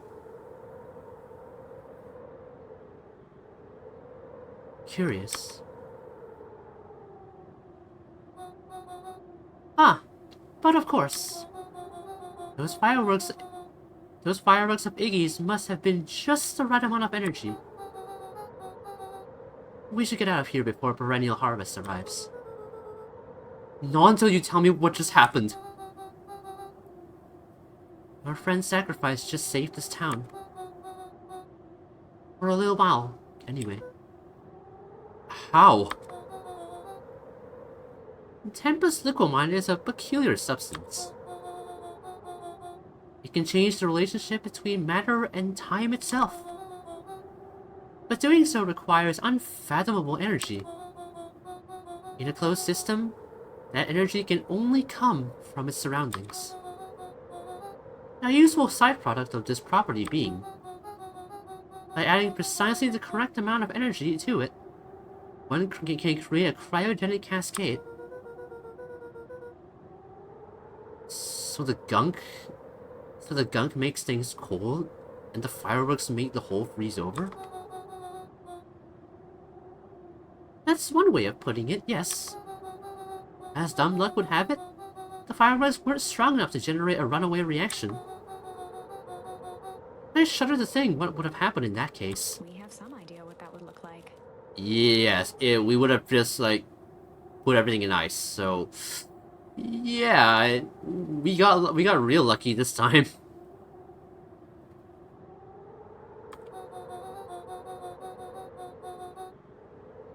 It will take them a good while to safely break through and access the source again.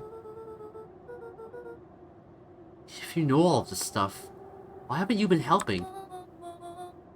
I have been, in my way. Each of us has our role to play. Iggy's role, it turns out, is to buy us precious time. Mine has been to observe and wait. Wait for what? You. Me? Why? What's my role? A fierce twinkle flashed in Nat's eyes. Luca Van Horn. You are going to save the world. With a chuckle, Nat turned and walked west. What? Dumbfounded, Luca followed behind him, trudging through the snow. Every step taking him further away from everyone and everything he knew, and closer to destiny. To be continued in Beacon Pines, Pines Harder. Revenge served cold. Second time's a charm? What? Wait, that's it? This ends with a crummy cliffhanger just when it was getting good? I was even starting to like Iggy. No way. I refuse to be associated with some never-ending parade of sequels. Let's go back and find something more definitive. Oh man, bro, what the fuck? That was so weird, dude. What in the world, dude? Man, There's just so many like branches, dude. I don't even know like how much more this game has to offer. It has so much. This game is amazing. Oh my god, I actually love this shit to death. Kind of want to try the chill this time. So I guess in that case, it would mean that I will be the one interrogating Mr. Tolliver. They'd run the classic good cop, chill cop interrogation. All right, it's my turn, boys. I'll handle this. Just gotta play it cool. Luca walked calmly to the light switch, flicking it off and on a few times. Guess we found an indie Yokotaro. No idea what that means. I require context. Mr. Tolliver shook his head, gathering his wits. Golly, I sure got my bell rung. He looked over to find Luca, who returned a calming grin. Sorry, Mr. Tolliver. This was all a big mistake. Luca, what's going on here? Why do you have me strapped down? No one's fault, really. Rolo just got a little startled. Rolo's here. Rolo and Beck emerged from hiding to give a timid wave. Well, alright. Mistakes happen. You kids gave old Hiram a good scare. Just get me out of these ropes and call it even. Luca glanced over to Rolo and Beck, who replied with skeptical looks. Mr. Tolliver, why are you in my grand's basement? I'm here to help, of course. Help with what? What is my gran up to? If you just cut me loose, I can show you. How do I know we can trust you? Mr. Tolliver exhaled with disappointment. Luca, have I ever done wrong by you? No. And since your gran moved to town, haven't I been nothing but welcoming? Yeah? So why would I turn my back on your family now? It's just... all this stuff seems pretty weird. A board with names of people from town? An archive of my dad's old disturbing patient notes? Luca gestured to the corner. Barrels of explosives? I can explain everything. You just need to untie me. You kids deserve an explanation. Luca looked again to Rolo and Beck. This time they shrugged. Luca began to slowly loosen the bindings. Mr. Tolliver gently rubbed his wrists. That's good, lad. This all makes sense in time. He edged imperceptibly toward the stairs as he spoke. You look like you're about to run away, dude. Thanks, Yoko Taro is a creator of video games such as Drakengard and its spin-off Nier. I see. I don't know what Drakengard is, but I think I know what Nier is. It's that it's Nier. It's Nier Automata, right? At least I think so. Yes. Okay, I see. You see, this town has secrets, Luca. A very dark past, indeed. Before the kids had even noticed his movement, Mr. Tolliver was at the light switch. A past that must be brought He to... punctuated his final words by flicking the switch and rushing up the stairs. light. Son of a... Beck darted to the wall and turned back on the lights. It was too late. Rolo confirmed what they all heard. He just locked us down here. Mr. Tolliver's muffled voice came from behind the door. I wasn't lying, you know? This is for your own good. You kids just keep tight down there, and let the adults handle They this. looked bewildered at each other. Play cool, huh? Not now, Beck. Great, we're stuck down here now. They heard the staccato thump of quick steps exiting the house. The kids looked down in resignation. This isn't how it goes in Hank Atomic. For some reason, they'd always assumed it was up to them to save their town. Luca opened his mouth, hoping to conjure some magical words to make this right. Only a hollow croak escaped. The end. Are you Well, serious? we certainly aren't going to find a grand resolution to our tale locked in a basement. Back to the drawing board. Bro. Okay, well. Alright, time to hum now. What is humming gonna do? And in the stillness, he began to hum. After the death of his father, Luca had trouble sleeping. Each night, his mother would sit at the foot of his bed and hum a gentle melody. It was the only thing that could calm his mind. The only thing that, however briefly, could make it all seem okay. That melody pervaded every memory Luca had of his mother. Shivering in the raw snow, he began to hum it out loud. Ringar is what makes Nier specifically. Without it, Nier wouldn't exist because Ringar's literal ending. Huh.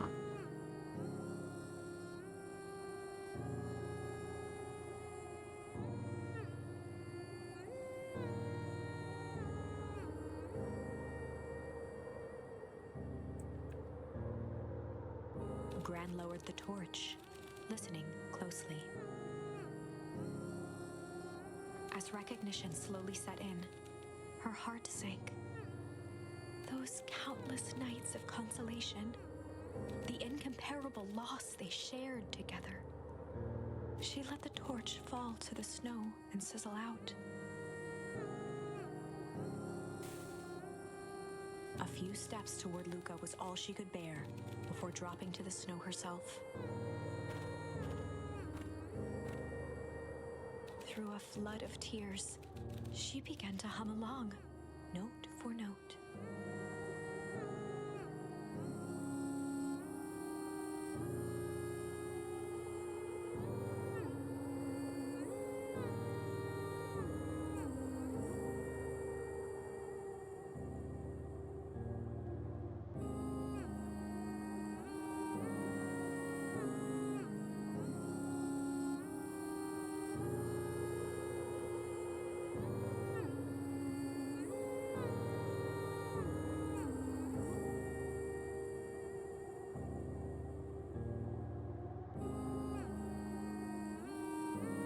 Luca lifted his head in astonishment. The last time he heard that melody was the last night he saw his mother.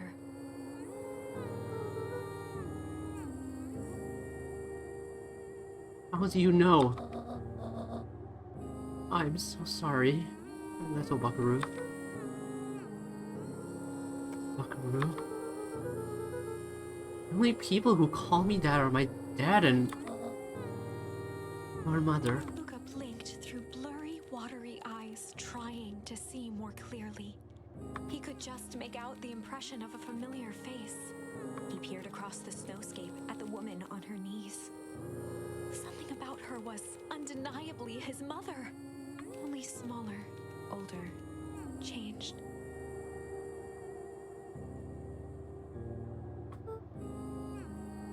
Mom? That's right, Buckaroo. Mom! Luca sprinted as fast as he could toward his mother. They held each other close, and the cold retreated from their bodies. Eleanor? I thought you were gone?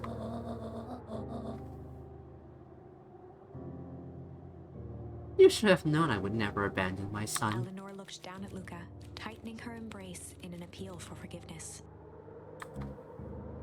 How? You're a smart man, Joseph. I thought you'd have pieced it together by now. You were exposed. Mom, I don't understand any of this. What happened to you? Where did you go? Why did you leave me? I never left you. I was always right here. Yeah. Why did you lie to me? It tore me up, Luca. I did it to keep you safe.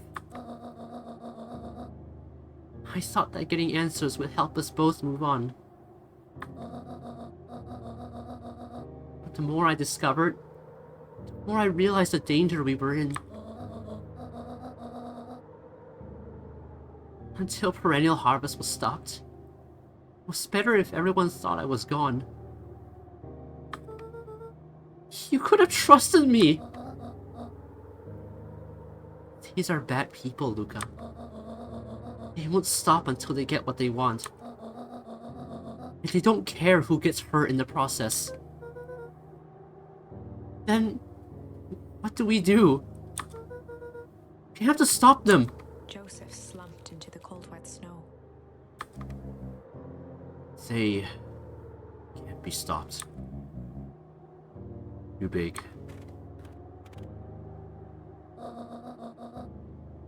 I tried beating them at their own game. I'm done fighting fire with fire. For the first time in a long time, her voice felt like her own again. No more lies. I see now.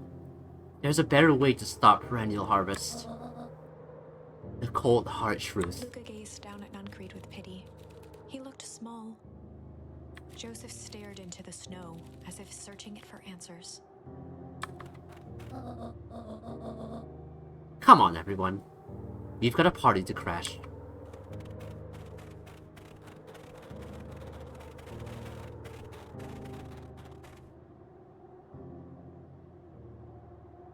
Joseph, you're not coming?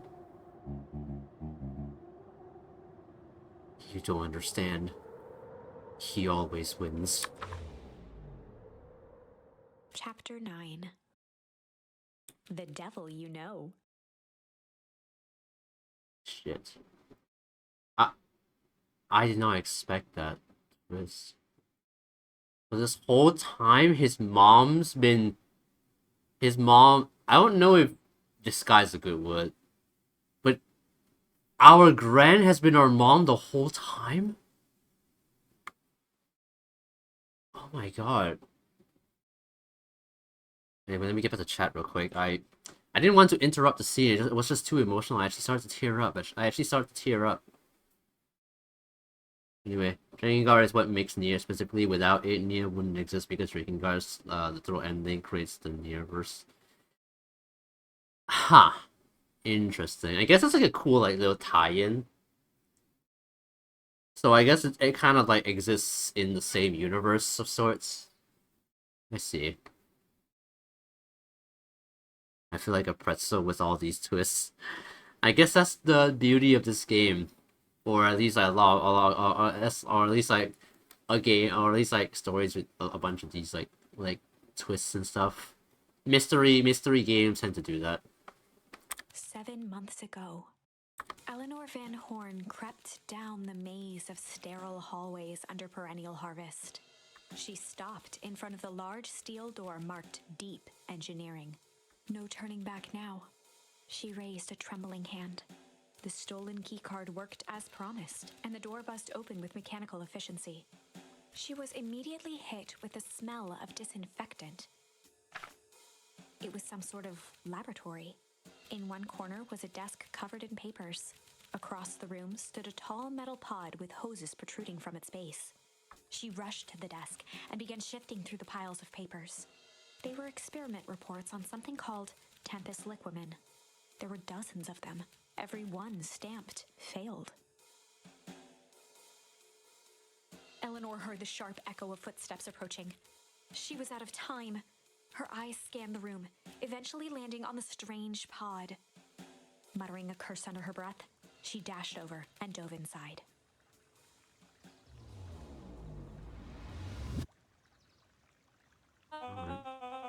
So, man, so this whole time we thought Ran, which is actually our mom, we thought she was the villain. No, she's working against the villain. But her methods would have caused, like, the end. Dang. And that is what change is all about.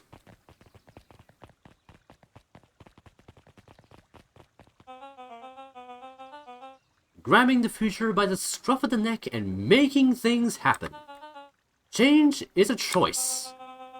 I am tickled pink that we will all be making that choice together. How great is that? This man's a liar. Excuse me? I will not.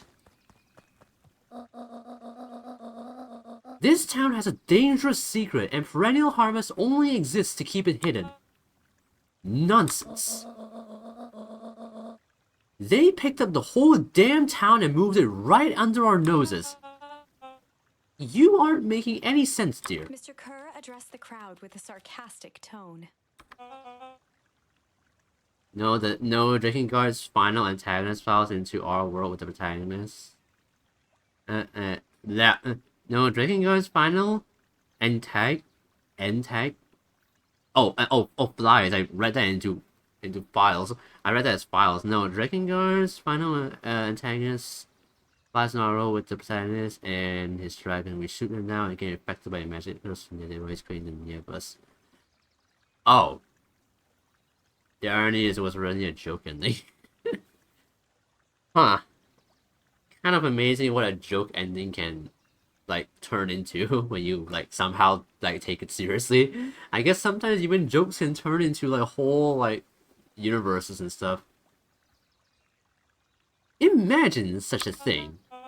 It's absurd and just plain impossible. They promised they could fix the foul harvest. They told us they would clean this place up.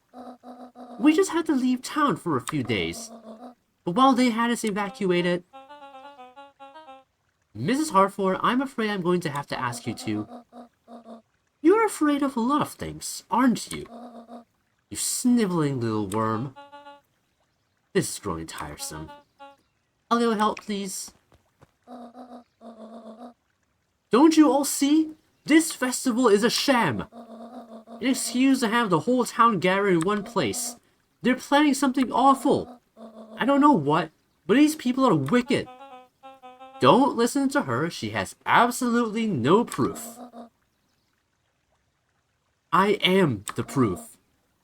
I'm Eleanor Van Horn. Whispers filtered through the crowd. Well, aren't you just as sneaky as Dickens? We all knew Valentine's fertilizer was too good to be true. And now this whole town is paying the price. Ladies and gentlemen, I am so sorry about this disruption. My associates will take this obviously disturbed woman somewhere comfortable, so that she can get the help that she needs. She's not the one who's disturbed. You two-timing clown. You all know there's something wrong with this town. It was just easier to look the other way. The truth is...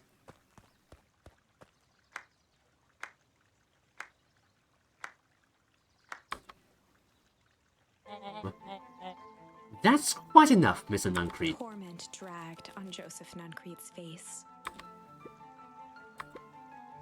Yes, sir. Take them away. No. I want them to see this. The ever-tempestuous... I can't... the ever-tempestuous Eleanor Van Horn.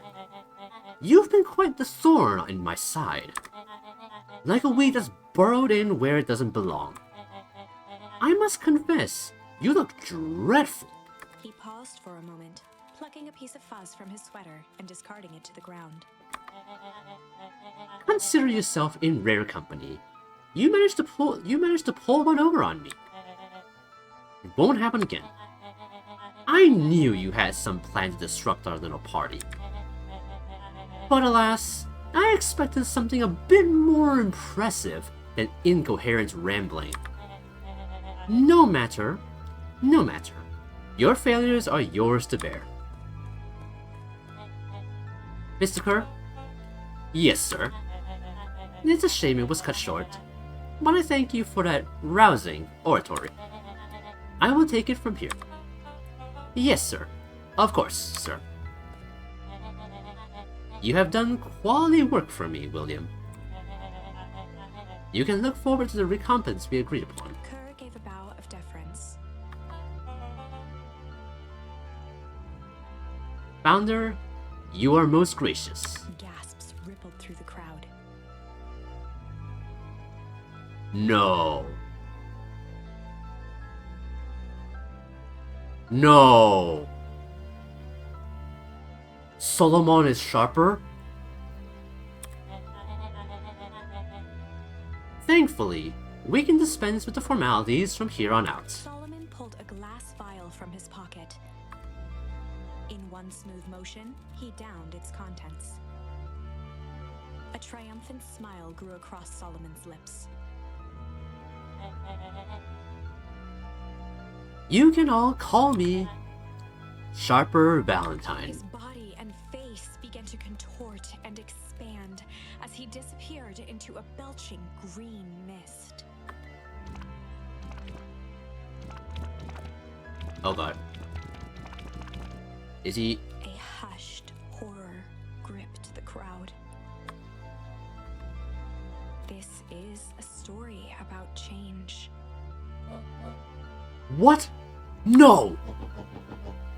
Ah, so you didn't see that coming. Good. Sharper examined his new hands. Well, this is quite the improvement. Everything looks so much smaller now. Eleanor was right about one thing. This festival was a ruse. I wanted you all to witness my glorious return with your own eyes. Why does everyone look so downtrodden? This is a celebration, people. Maybe it would help if we set the mood. Mr. Kerr, be a dear and reveal the sign.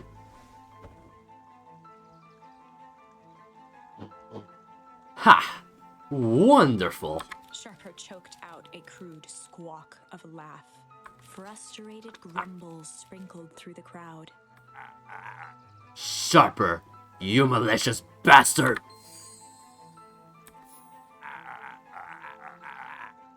I'm glad you're back, so I can tell you to your face. You destroyed this town. We ain't gonna let you get away with it again. Sorry, this is not time for audience participation. Some assistance, Mr. Kerr? William Kerr gave a subtle nod to the clipboards. You coward! Does anyone else have something to contribute? A helpless quiet settled over the crowd. Holy shit. The twist of the fucking century, oh my god. Oh, okay, maybe not of the century, but oh my god. So Solomon, who we thought was just this kid of a rich family, he was sharper the whole time. What the fuck? I thought so. Did you all truly believe you could be free of me? A town of complete and utter fools. You people should be celebrating my return. You're clearly lost without me. And that leads me nicely to my children. Daddy? I gave you both the greatest gift a parent can give. The opportunity to prove yourselves in my absence. Squandered. To say I'm disappointed would be an understatement. But I... Silence, Augustus. An adult is speaking. I don't know which is worse. A son who is completely hopeless, or a daughter with such potential who inevitably lets me down. Harris, you fail me with admirable consistency. Thankfully, I was counting on it this time. Father, I have been wasting time, my dear. What have you accomplished? I was focused on cementing our legacy. Legacy? Who needs a legacy when you can just live forever? But what about... It's alright, kiddo. I'm afraid you suffer from a complete lack of imagination. There's just no helping it. Now then, where is Joseph? You didn't take the opportunity to slip off, did you? Ah, there he is. Everyone should give him a hand. None of this would have been possible without Joseph. I think you've said enough. Nonsense! The people deserve to know how helpful and loyal you've been. I only did what I did because he left me with no choice. I'm cold as shit.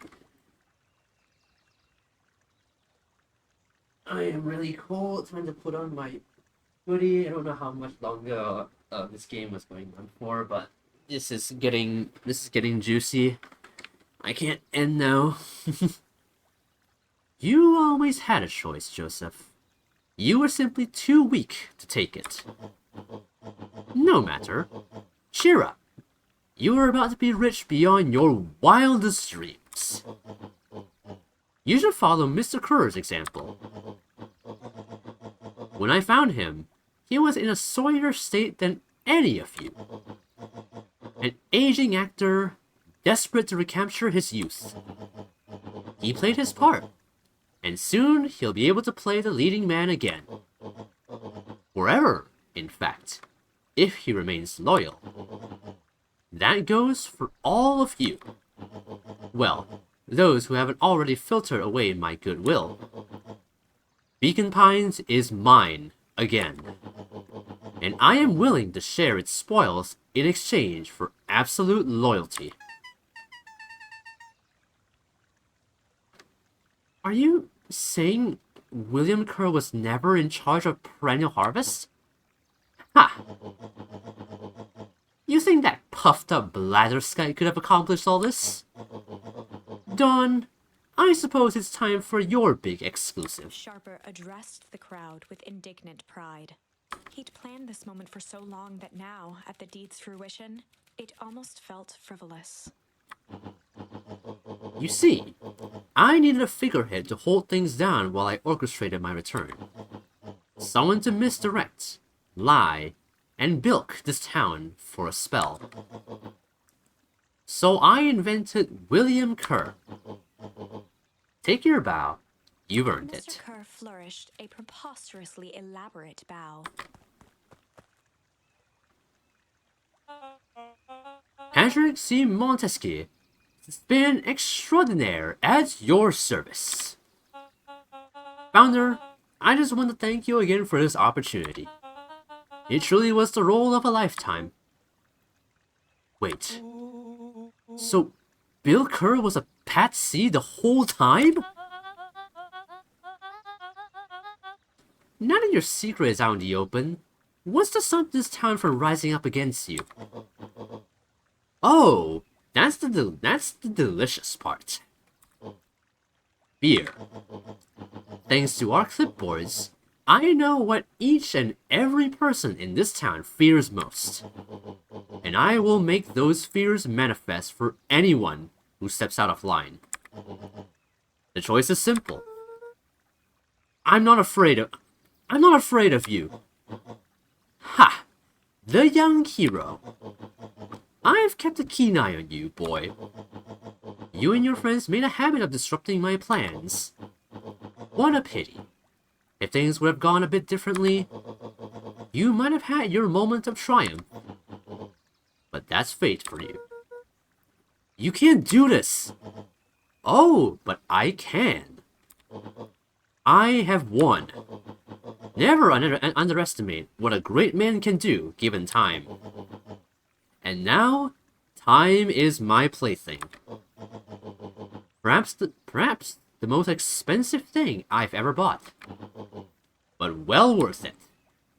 Ha! Sharper coughed up one final laugh and cracked his knuckles. Enough chit-chat. Let's get to work, shall we? And so, Sharper set about remaking the town in his own image. The fertilizer factory soon reopened for business. Sales rose steadily as more and more farmers across the countryside began to swear by its miraculous properties. Beacon Pines became famous, a secretive town that, for the right price, shared its gifts with all. Gifts that became more and more necessary in a world where winters grew longer and longer. The end. This is wrong, but things are becoming clearer now. You can feel it, right? We can't let Sharper win. He might just be the key to this whole thing. Let's see. Oh my god. Dude. I'm honestly surprised we still have, like... Oh, well, we do. Oh, we do.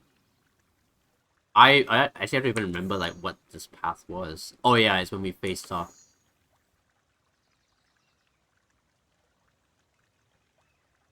Oh my gosh.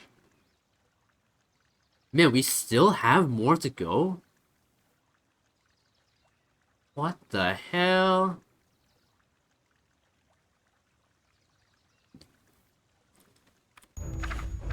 Well, time to rewind. There was malice lurking behind those eyes. There was a malice lurking behind those eyes, like a trap ready to spring.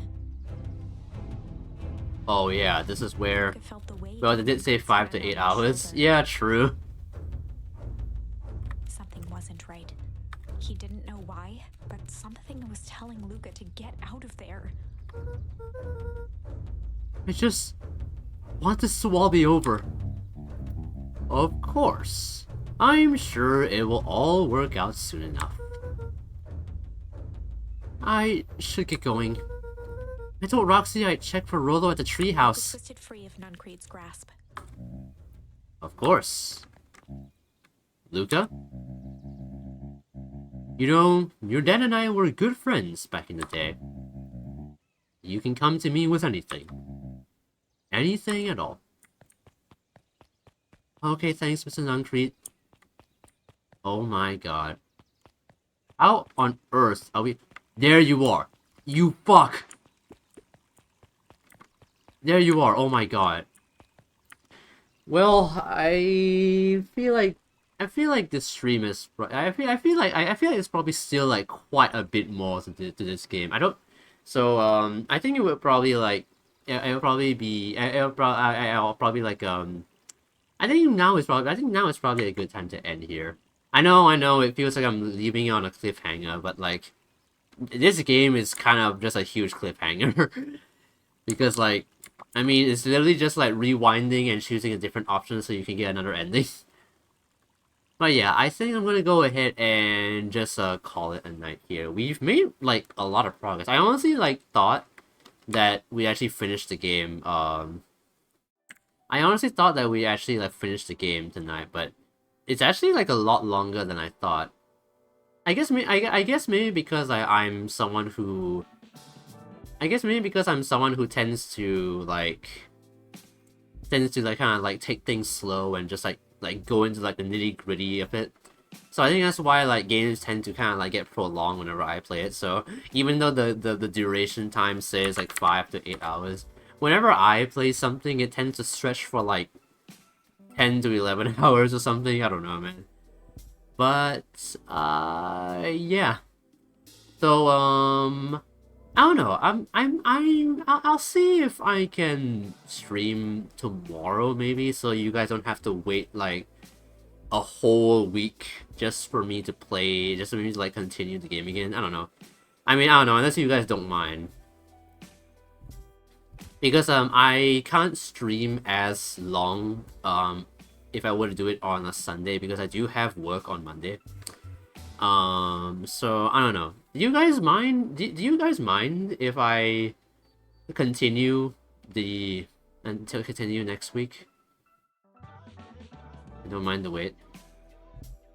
Guess so. Because honestly, I'd rather like use Sunday to just kind of like relax. So yeah, I guess if it's not too bad, then then yeah, sure. I guess I'll go ahead and continue Beacon Pines.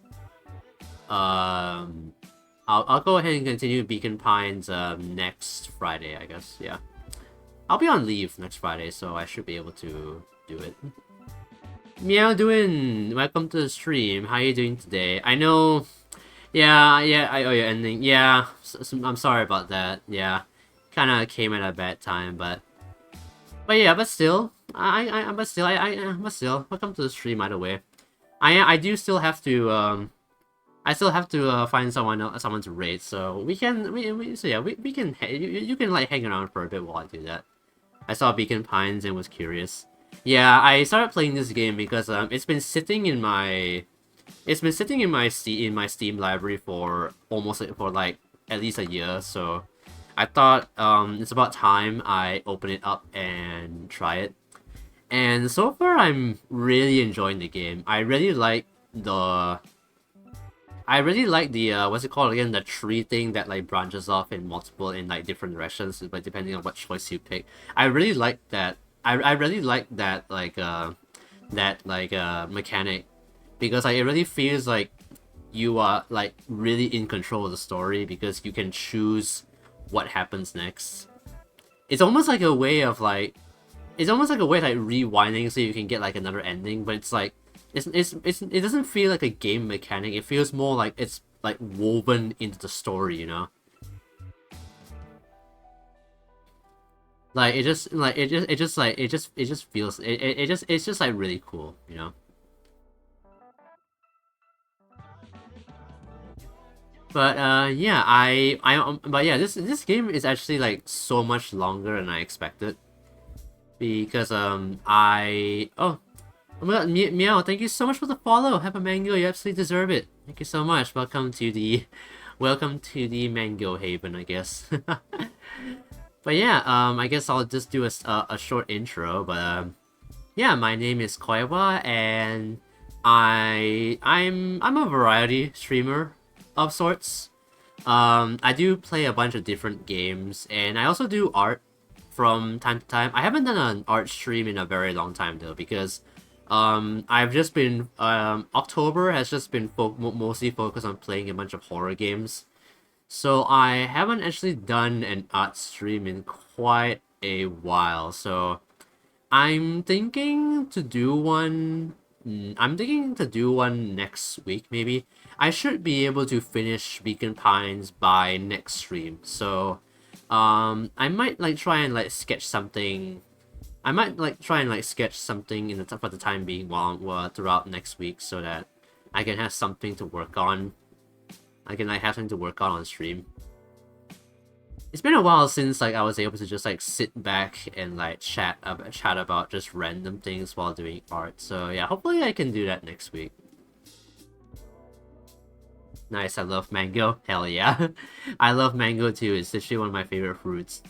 There's just something really nice about the juiciness of a mango, you know? It's kind of like my Oshi mark almost. It's basically like my Oshi mark.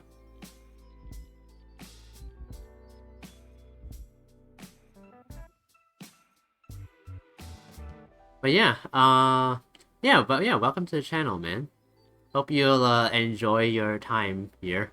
I'm sorry you had to come I'm sorry you had to come during the time when I was ending, though.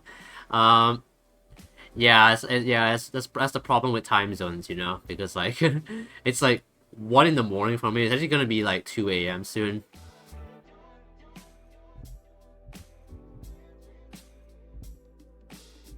So that's why I want to like end, because I don't know if I want to like I don't know. I guess to be fair, I haven't like I guess I haven't I guess I haven't like done like a super long stream in quite a while. I think the longest stream I've done was like 10 hours, but I don't really count that one because most of that one was just like waiting, because like the way it worked was that I streamed like 3 or 4 hours in the afternoon, and then I waited until like 9 p.m. or something until like I started the next section of the stream. So I don't really count that because it's not like a continuous like doing stuff. No problem. I look forward to the next stream. I'm glad you would like to keep update. Yeah, I'll either go live either on Thursday night or Friday night. Probably Thursday night because I am on leave on Friday, so I can afford to stay up late if I want to. I just hope I have energy because I will be tired from work. Hopefully I'll have some energy to like voice act Beacon Pines properly. Because honestly, voice acting the dialogue in Beacon Pines is like one of my favorite things. I just really like doing like voice acting for streams, you know? For games like Beacon Pines. I just really like games with like a lot of dialogue. It's like why I love like games like Omori and stuff like that, or just a lot of like RPG Maker games, you know. Do you do voicing collabs? I haven't done anything of the sort. So far, I've only done like just so far I mostly play these games solo. So yeah, I haven't done that before. It does sound like a good idea though. If only I could find some friends that are willing to like do some VA for a while playing games. Like imagine like playing like Omori or Sally Face or Franbo and doing like some voice line. That'll be actually super cool.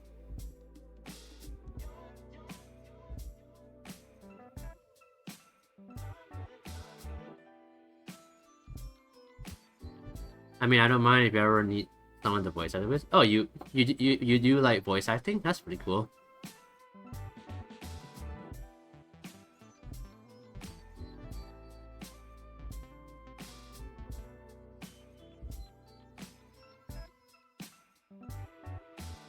I guess if I ever feel like I could hit you up. I play D&D, so yeah, I see. I've never played D&D. Honestly, I still don't really know what D&D is all about. I honestly just hear D&D get mentioned a lot, but I still don't really have any idea what it actually is. Let's see, I'm still looking for someone. Or maybe I should rate...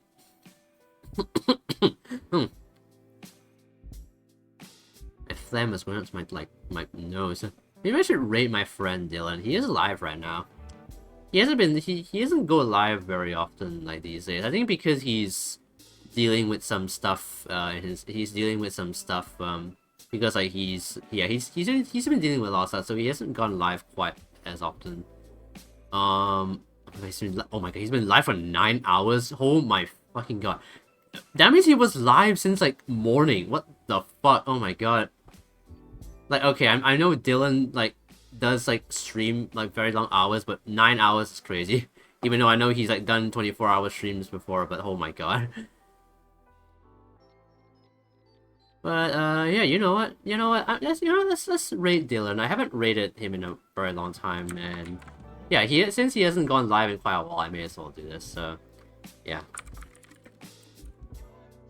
But yeah, anyway, hope you guys enjoyed the stream.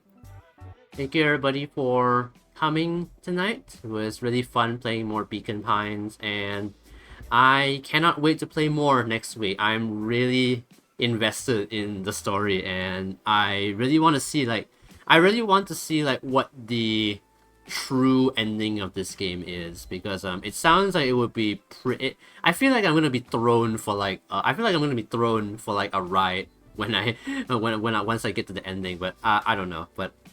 I shall see what it will be. But yeah, anyway, hope you guys enjoyed the stream. Thank you everybody for watching. It was really fun having you guys today. And yeah, that's gonna be it for tonight. Thank you everybody. Hope you guys have a good rest of your day. Hope you guys have a good weekend. We have one more day left until Monday comes, which, yeah, 3 days doesn't seem to last that long, does it? But, well, at least for me, but yeah, hope you guys have a good rest of your weekend, and I will see you guys next week for the next stream. So, yeah, that's gonna be it. Also, by the way, Meowdoing, I don't know if you're still here, but if you want to be notified when I go live, you can go ahead and join my Discord and turn on notifications for like the stream ping so you can be notified. Just saying. But yeah, that's gonna be it. Thank you everybody for watching. And yeah, that's gonna be it. Bye bye.